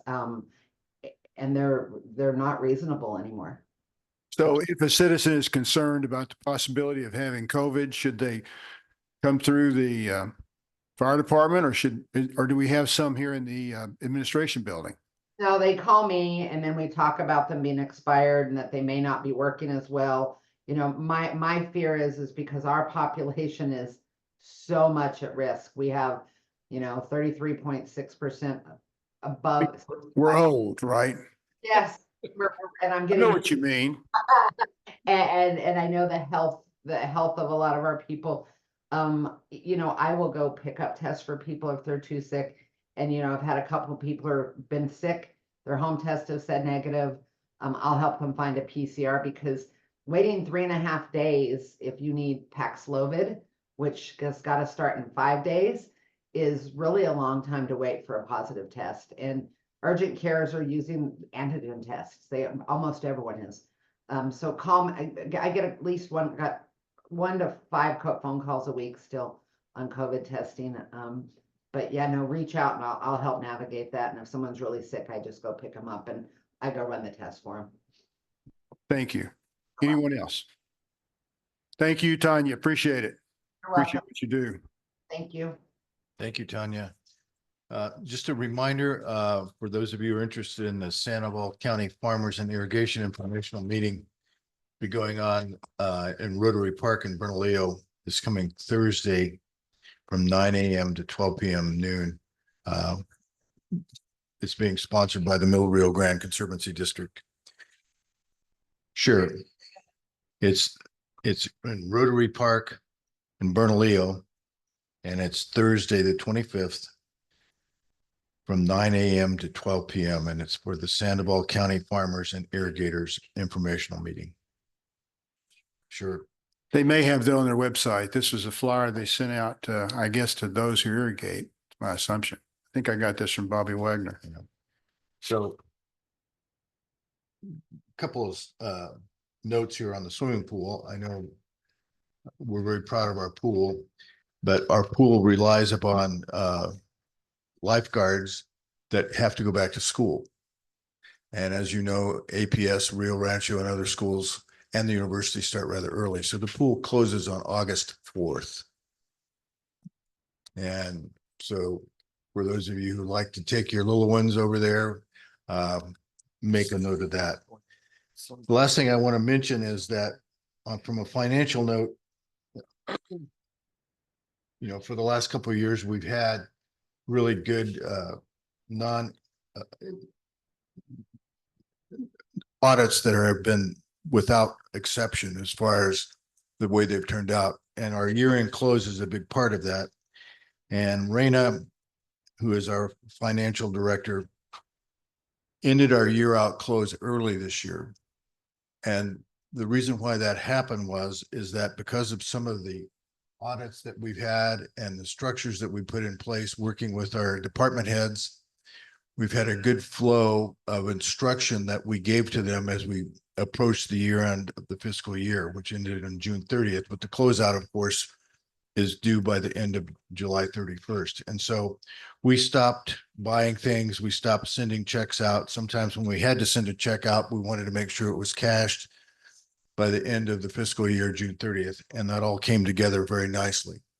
Another reason that it happened was because the preliminary budget that you all approved we go into the final budget, there's very little changes in it, except Counselor Murray, I want to note the signs are in there. So Raina wanted me to point that out to you. So far. But we're very pleased and I would say proud of the way that our finances are run here at the village. And a large part of that is due, of course, to Raina. And she sits out and gives specific instructions on what we need to do so that when she goes through an audit later on this year for this fiscal year that just ended, we look for it to be successful. And a successful audit is important as we approach the legislature. Because as you well know, and as Councilor Mara knows better than any of us, is that when they're talking about appropriating money to a entity, whether it's capital or whether it's a direct appropriation, they want to make sure that the finances are in proper condition. And we've had that success for the last several years, and we continue that way. So when we have a successful year-end closeout, it's a good signal that we're probably going to have a good audit. But I just want to give a shout out to Raina specifically, and all to our department heads as well, for following specific instructions as we come into a closed year. That may seem dry business to a lot of you in the audience, but it's incredibly important to the functioning of the village. That's it, Mayor. Done? Okay. All right, we'll move on to Corralinos Forum.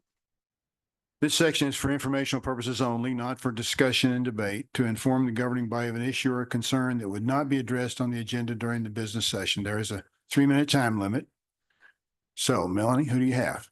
Up first is Sam Metler, who's joining us by Zoom. Sam, if you could state your name and address for the record, don't forget to unmute. You'll have 3 minutes. Samuel I. Metler, 42 Mountain Shadows Road. The part about the art thing, I have no view on that. I think the arts are great and stuff, but every time that library holds a function in the evening, both sides of the roads are blocked by cars. And so you have to cross the yellow lane to get around them. And on July 8th, I was in a vehicle accident and cited for crossing the yellow lane.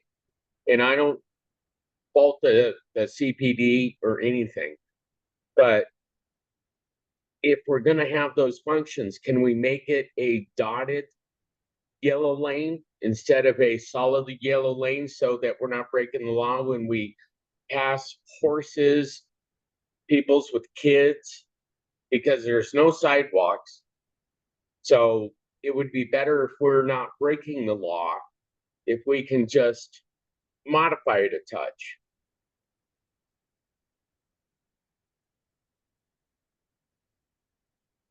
So, and by the way, I fixed the guy's yard that my truck ended up in free of charge. Didn't cost him a penny, no insurance companies. We took care of it because we live in Corrales. We ranch goats, orchards and stuff, and we take care of our neighbors. But that's just a perplexing thing when La Entrada is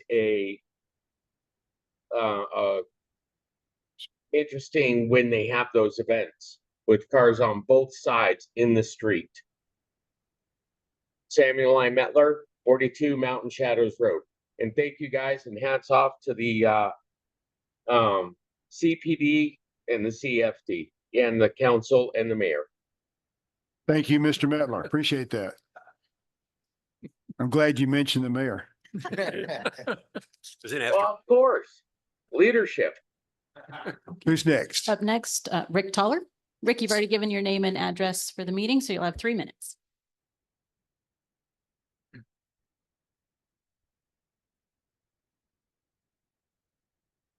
Hi, Rick Toller, 483 Hanson Road. Again, just back again for, I can't keep count. It's been another month.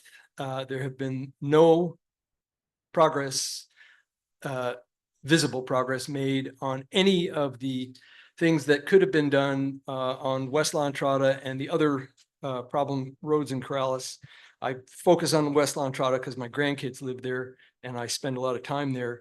There are at least 5 other roads with similar problems of speeding and poor signage and no striping. We just had a good contribution. I hope they don't make it a dotted line, because that will encourage people to pass even more than they do already.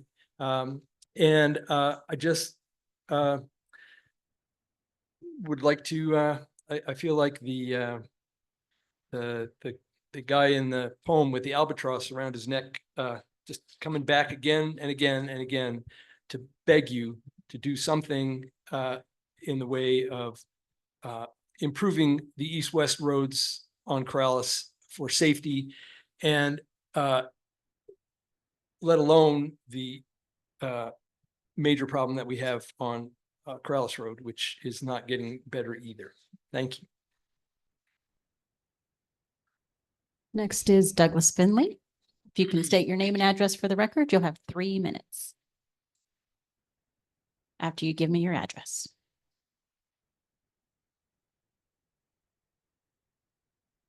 My name is Doug, and I live in Corrales, and I think I've talked to you guys before.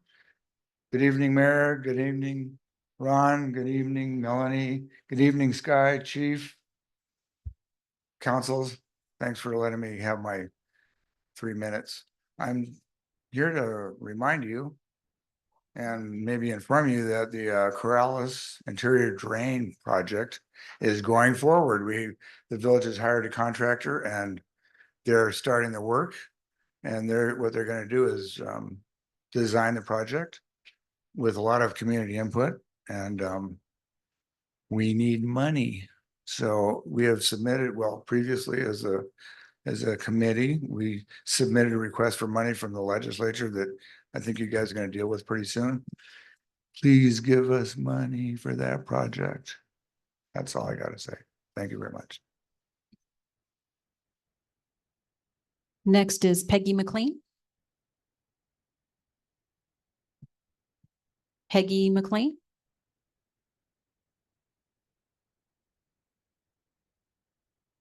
Okay, moving on to Sabine Schurter. And you'll have 3 minutes this time. Thank you. One of the pains we have been experiencing as residents here in Corrales is a really noisy and inconsiderate neighborhood bar. I guess most of you know this story by now. This has been going on since 2022. Last year was bad. It is still bad. And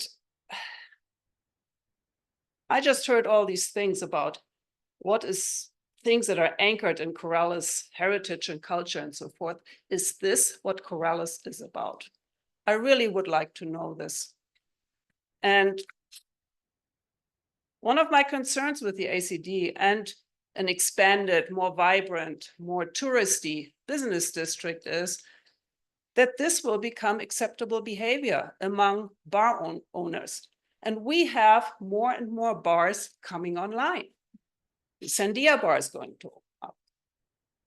This is going to be crazy. I have a neighbor who has been living in this village for over 50 years, and she has been battling two adjoining businesses all these years, and she did not get a lot of help from the village. And I think it should be embarrassing. I think our older residents, all residents, have deserved the full protection of the village and law enforcement, and not just have somebody move in, open a bar, be inconsiderate, threatening people, and just go ahead and does what he wants. Nobody stops him. Now we're looking at a new noise ordinance. I hope that the council will recognize that we do have a good noise ordinance that maybe needs more definition, needs more guidelines for law enforcement to be effective. I understand that. But I hope whatever comes out of this process will be a good noise ordinance that protects the values of Corrales, the residents of Corrales, and that we will be able to live here in peace and quiet and not be driven out of our homes. Thank you. Thank you. I believe that is everyone, unless Jen, Noel, did you want to speak on the Corralinos Forum as well? Okay, then we are done. Okay. So now we move to Counselors Forum.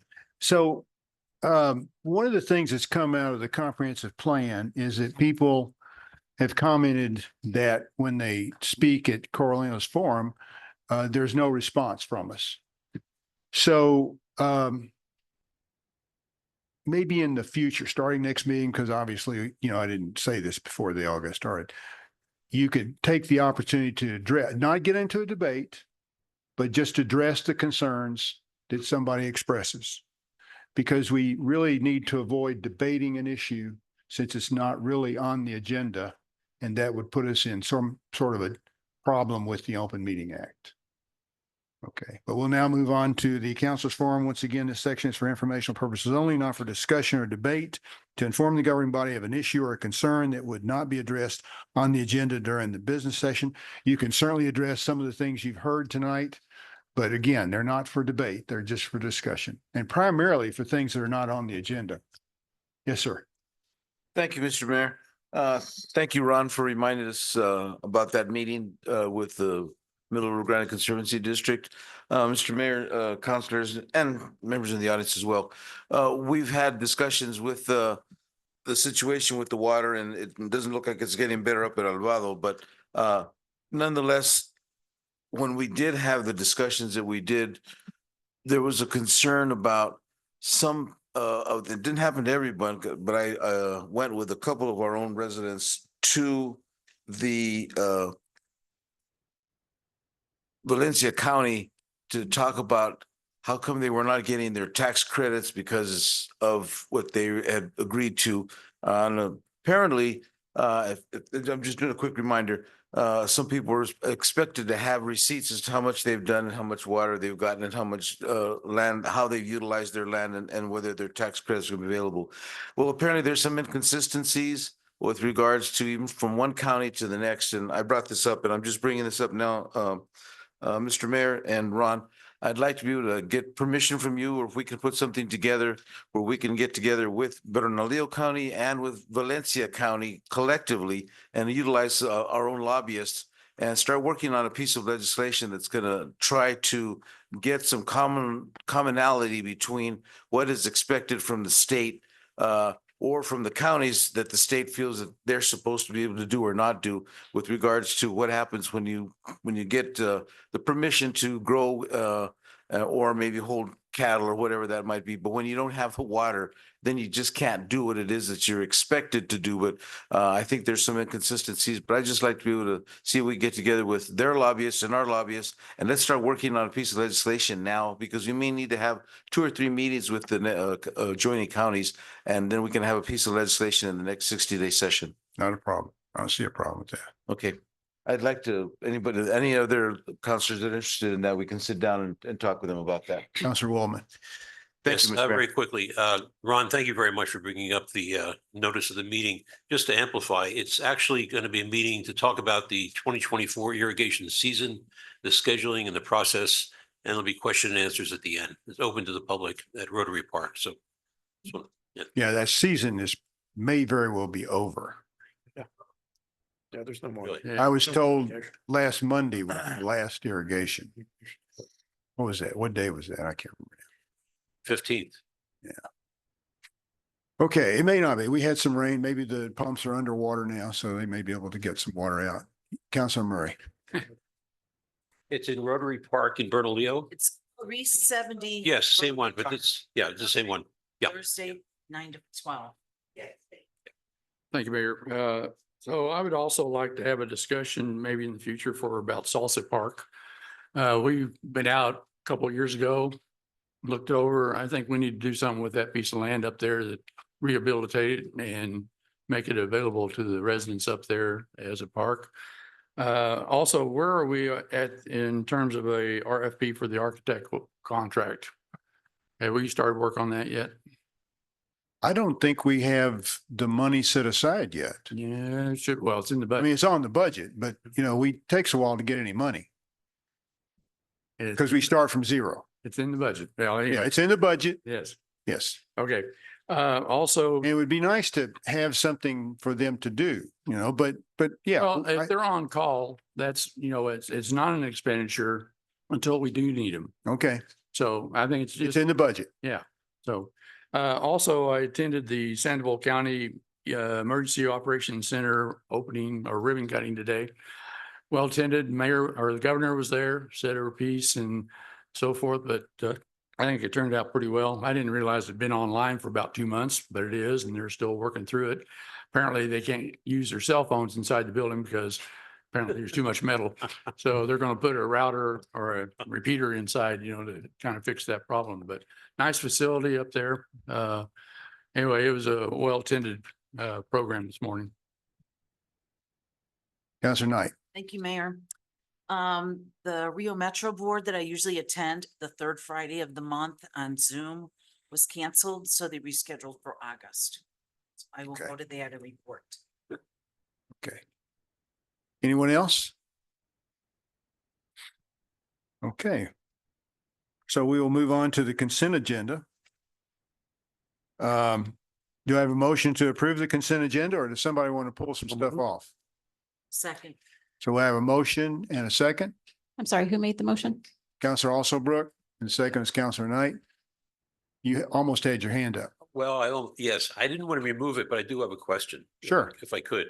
And it has to do with the budget. And I mentioned to Raina earlier, I think it would be helpful in the future, if we could, and I mentioned this before in several years past, to have a budget narrative, an executive summary, just an overview, rather than having to look through each of the numbers. You don't like those numbers? I love the numbers, but I think in terms of residents who want to see just a snapshot of where we are, to kind of have an executive summary. And the other question I have is, I didn't see in the Public Works budget where the funds are for the electronic control signs we've talked about for, like the Rio Grande signs on Lomellar, et cetera. Are they in the budget?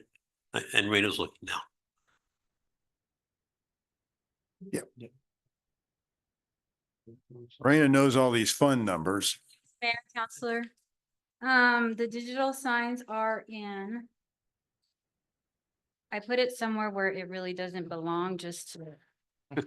She parked money in various funds and then she loses So them. it's in other contractual services in the public. There you works. go. Okay, okay. She doesn't really lose it. I misstated. Counselor Murray, what would you Well, like to say? and then I have questions about the fixed assets list. I noticed that, we list the values of vehicles and so forth and items, but do we show the depreciation within that list as well of these same vehicles? Especially if they're like the CPD and the fire trucks and so forth.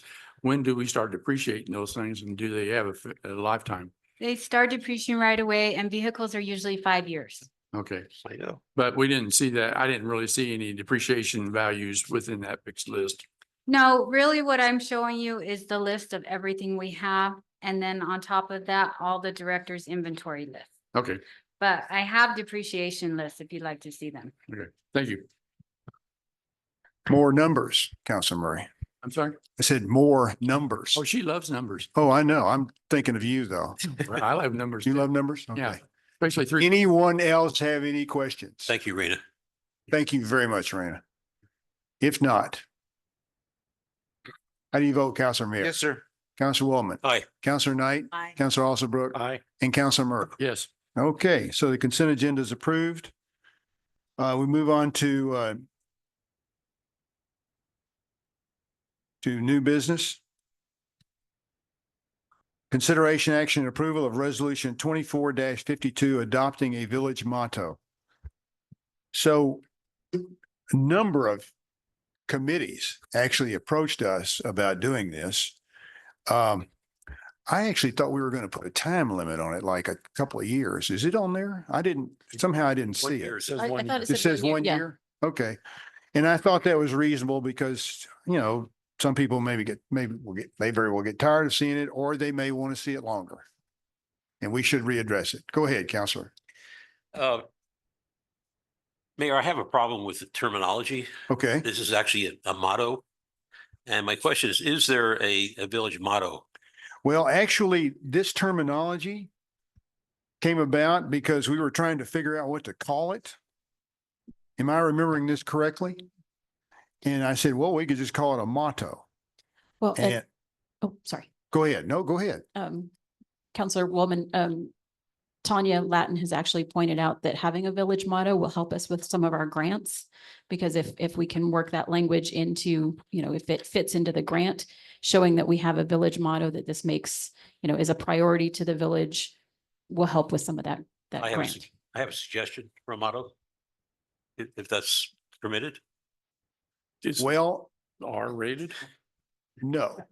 This is the motto that's been suggested. Now, the thing about drive through our village and see our Yeah. scenery, I think that's a great thing too, but. Well, it's a traffic sign. It's not a motto. Right. And this is also a traffic sign. Well, actually, this is in the mayor's message almost. We put this in almost every week, something like this, not this one. Right. This was actually from the Corrales Horse and Mule people.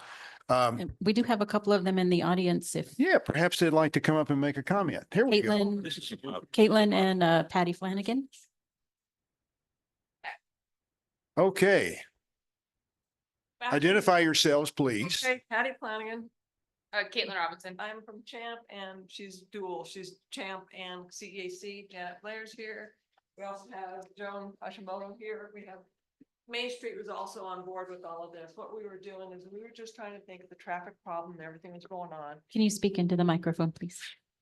We were trying to think of solving the traffic problem, all the issues going on, the education for the horses, pedestrians. So what we thought was putting this phrase, we're gonna make banners so we can put them up like during Harvest Festival. I think Main Street even offered to maybe have some banners made and putting it on all our flyers. Harvest Festival is going to put it on their flyers. And that all of us, when we have any kind of communication, whether it's social media or by paper for any flyer, that this is either on the bottom or we have a special place that it goes. The motto came up, if it's a benefit that we can get something from it, that's great.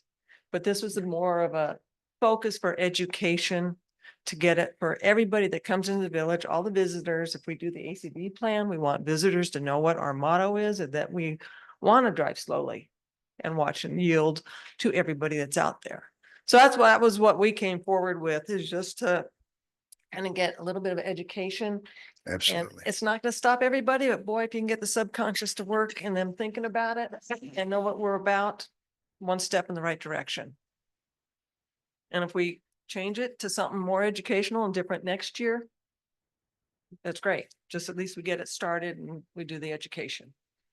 So Counselor Woolman, make yourself a little Post-it note. I'll have to put on the refrigerator to come back to this next year.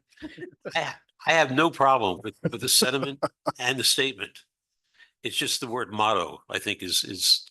We couldn't think of any other way to describe it. Unless you have a better word than motto. But if you're gonna get a. Post-it note. I'll get a post-it. Okay, you Work think on that.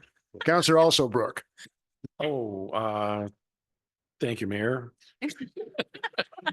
Oh, I was just gonna agree with Counselor Waldman. I The thought you sentiment wanted is to talk. great and it lasts for a year, but mottos like City of Vision and things like that, 3 to 5 words, you put it on a seal.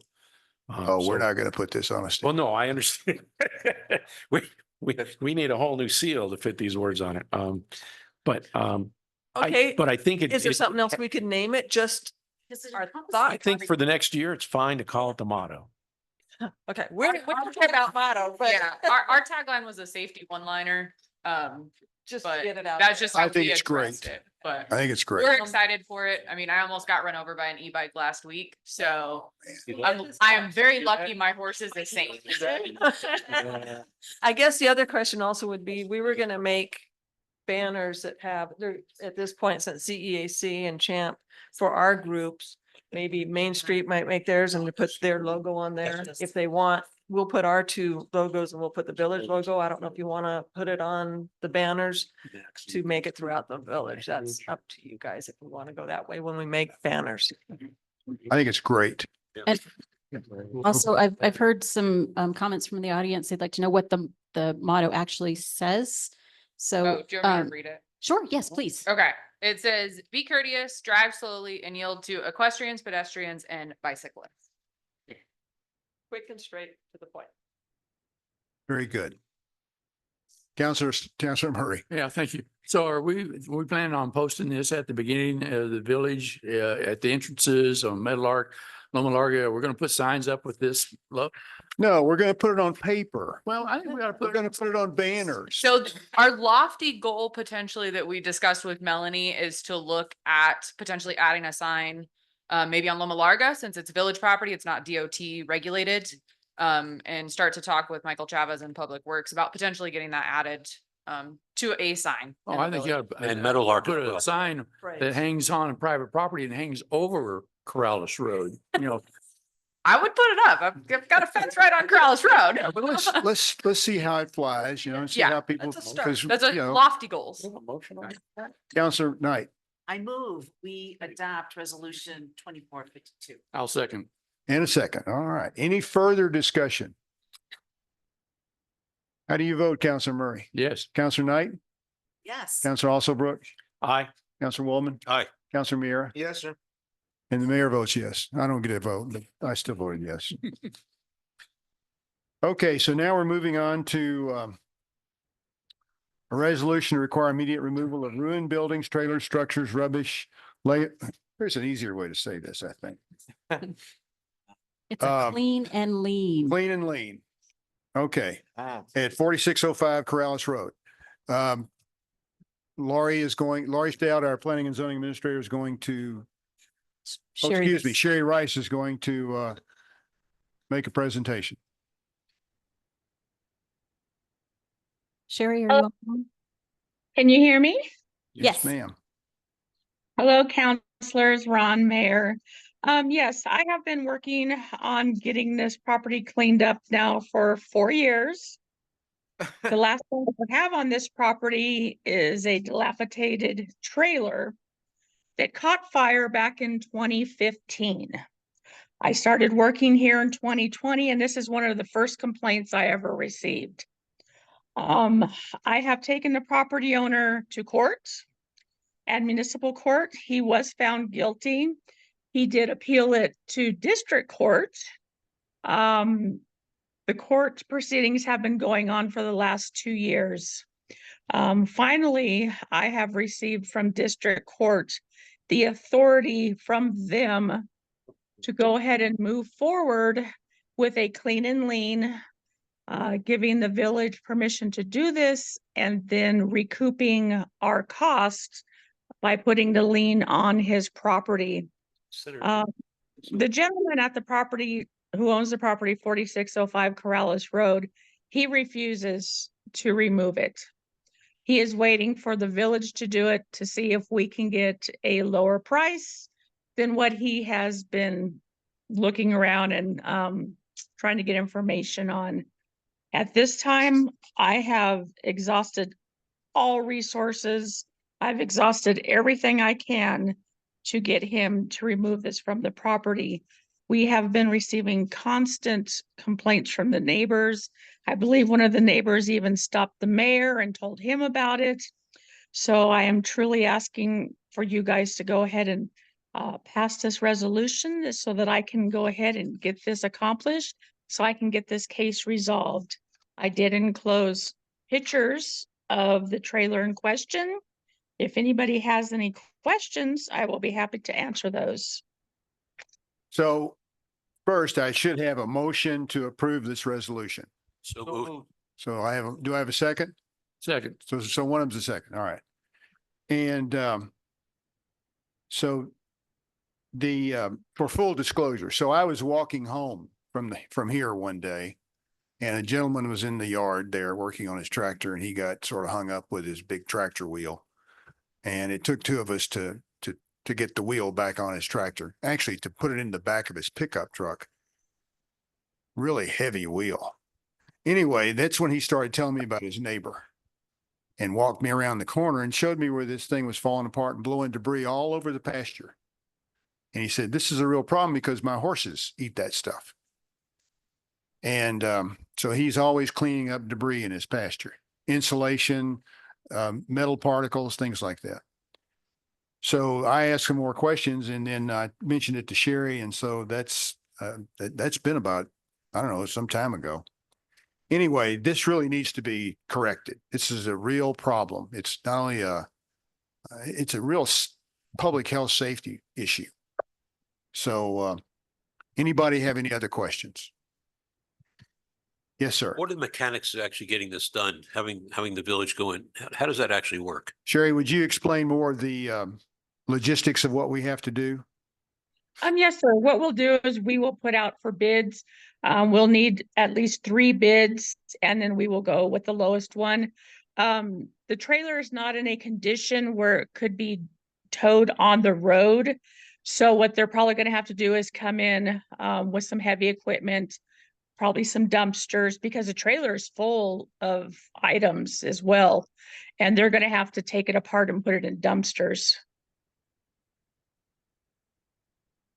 And the resolution says that the village will recover the costs. Yes, What's the enforcement mechanism for that? when he sells the property. What? Okay, here you go. This is more. We have the right to call the lien at a certain period of time, which is a time that we can determine ourselves. We're working that out with our attorney right now. If he sells the property, 10 years from now, then we would recover it then, but we're not going to wait. We're going to seek a quickest way. I spoke with Lori this afternoon and we're looking at discussing with Randy the possibility of maybe calling the lien after 90 days. Thank you. Yes, sir. Council Murray. Thank you, Mayor. So is there any chance of asbestos being in this trailer that we have to go through an abatement? That is something that whoever is contracted to move it might have to have it tested. I'm not sure the actual age of the trailer. So that is probably something that they would have to do before they could destroy it. That's a real good question, though. But yeah, we haven't really, I mean, this is really the first opportunity we've got to actually do something. And obviously the person who had on his property didn't want us to know it was there. And unfortunately it caught fire. So anyway, you were going to say something. Thank you, Mayor. Just regarding the last bit of information about the accelerating the lien to 90 days. Can we take a compassionate approach and consider financial hardship or any other exculpatory circumstances that this resident has? Otherwise, I think we need to be really careful to avoid the image of you're poor and we're just going in and grabbing your stuff and we're going to empty your wallet for you. It's been 10 years. I realize he's in violation of our ordinance. There's no question about that, but it's not a criminal statute. No, and he's just dumping all this crap on his neighbor. Yeah, no, I agree. That's a problem. I agree. truly It's it a is. problem. And I agree. We go in and clean it up. I mean, I'm in favor of this resolution. I'm just asking about, as a few other people earlier in the evening stated, we're not strapped for cash in this village, and a lien of 20, 30,000, whatever it is, we can happily sit on our hands until it transfers. Well, yeah, we can do that. I mean, that's my thought. Just get it cleaned up, do what we do for the citizens of the community, and then put a lien on it. But when we get these bids for what it would take to clean it up, to put the lien on the property, if they're low enough, he may say, sure, go ahead. And then he may write us a check. Yeah. It's a strange way to negotiate contract. I mean, we don't know what's going to happen. But the point is, we need to clean this up because as Stuart raised the question, we don't know what's in this thing. I mean, that was a very good point. May inflate the price quite a bit. And Mayor, I think Lori's online. She may want to say something Oh, as well. Lori, I'm sorry. I was talking. That's fine, Mayor. No, we actually had one of these situations, a clean and lean that I did a few years ago, I should say. I mean, there was asbestos abatement. There was, a fire department had a hand in taking down a trailer on that property. And we very fairly came up the amount of all the staff time and the things that we had to contract for. And then afterwards, someone just walked up and with a credit card and paid for all of it. And we cleaned it up for them. So you never know what's going to happen. I know this particular property is a horrible eyesore and the neighbors are definitely distressed. at what's going on their properties. Is there, who, remember the trailer that wound up on the MRGC property along Loma Larga? Who was responsible for that cleanup? I'm just wondering, what was the ballpark price on that? Did we have anything to do with it? Well, you're gonna have to give me more information than that. Because we have a lot of those going. Oh, there are quite a few. There are quite a few hidden around the village. You know, people who come in the middle of the night. 3 years. I'm sorry, with the trailer that ended up out on the ditch, Oh, chief, I'm sorry. actually the fire chief took care of that. Because our officers and myself, none of us saw the person we thought who dumped it there. We did not have any witnesses come forward. So the fire chief and his guys actually went out there and destroyed that trailer. They did find out that there was asbestos in it, so they did have to take care of that as well. And they put it in the dumpsters themselves. Now, where the monies came from to do that, I do not know, but the fire chief took care of it. Chief Martinez? Yeah, Mayor, Council. So Yeah. yes, as they said, as Lori mentioned, I've been responsible for the last two clean and leans. So coordinating, removing, and then they were responsible for the budget as far as keeping track of all our wages. So there's a lot that you have to consider. You have to consider, we had to hire somebody to go and do testing of asbestos. It was hot on the one on Loma Larga. I think there was 3 or 4 different locations. We had to pay for the abatement of that and disposal. Landfill will not accept it until you get that clean. You know, it's clear. As far as budget, I think you asked the question. I think the track hoe that I rented for a weekend was under $1,000. The disposal, we worked with Roadrunner Waste, which is our franchise, but we actually had them, you know, charged so we can have the bill so we can remove.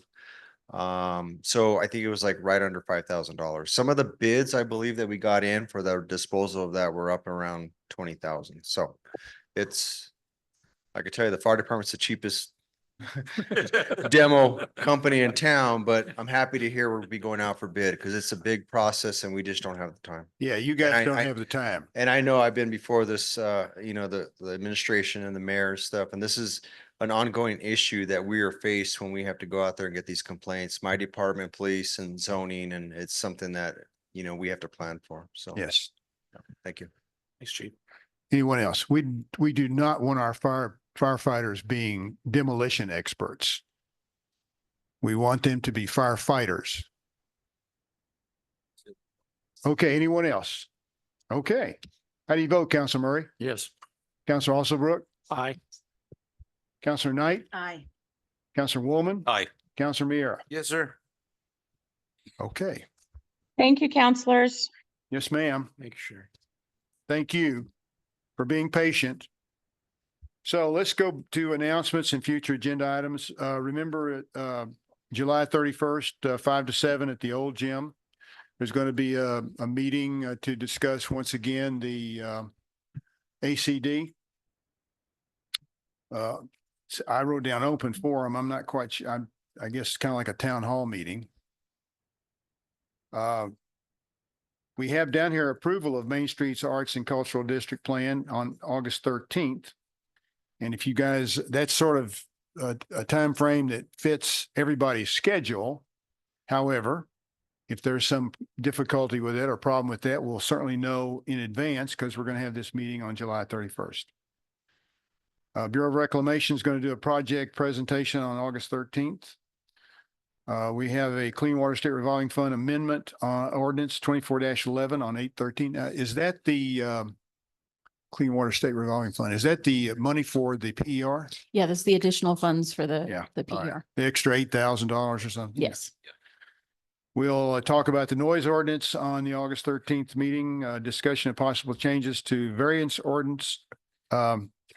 Because of the lot size, we were going to talk about not allowing perhaps a variance to lot size, and that'll be on August 13th. Publication of notices for ordinances 24-12 and 24-13 for zone map amendments, municipal zoning of Gonzalez property and Old Wells Fargo, the old bank building, basically property that's now ours. And then we have to adopt the safety policy and substance abuse policy that you guys got copies of tonight. So try to get through them in the next couple of weeks. Oh, And, no, they got the personnel policy tonight. oh, I thought we got oh, I guess that's right. Oh, geez. For some reason, I thought it was the safety and okay, so that's later. We'll get that to you. And then approval of the 7/16 appeal hearing findings of fact on August 13th. Anything else? Is that enough? Okay, we have finished the agenda, so the meeting is over.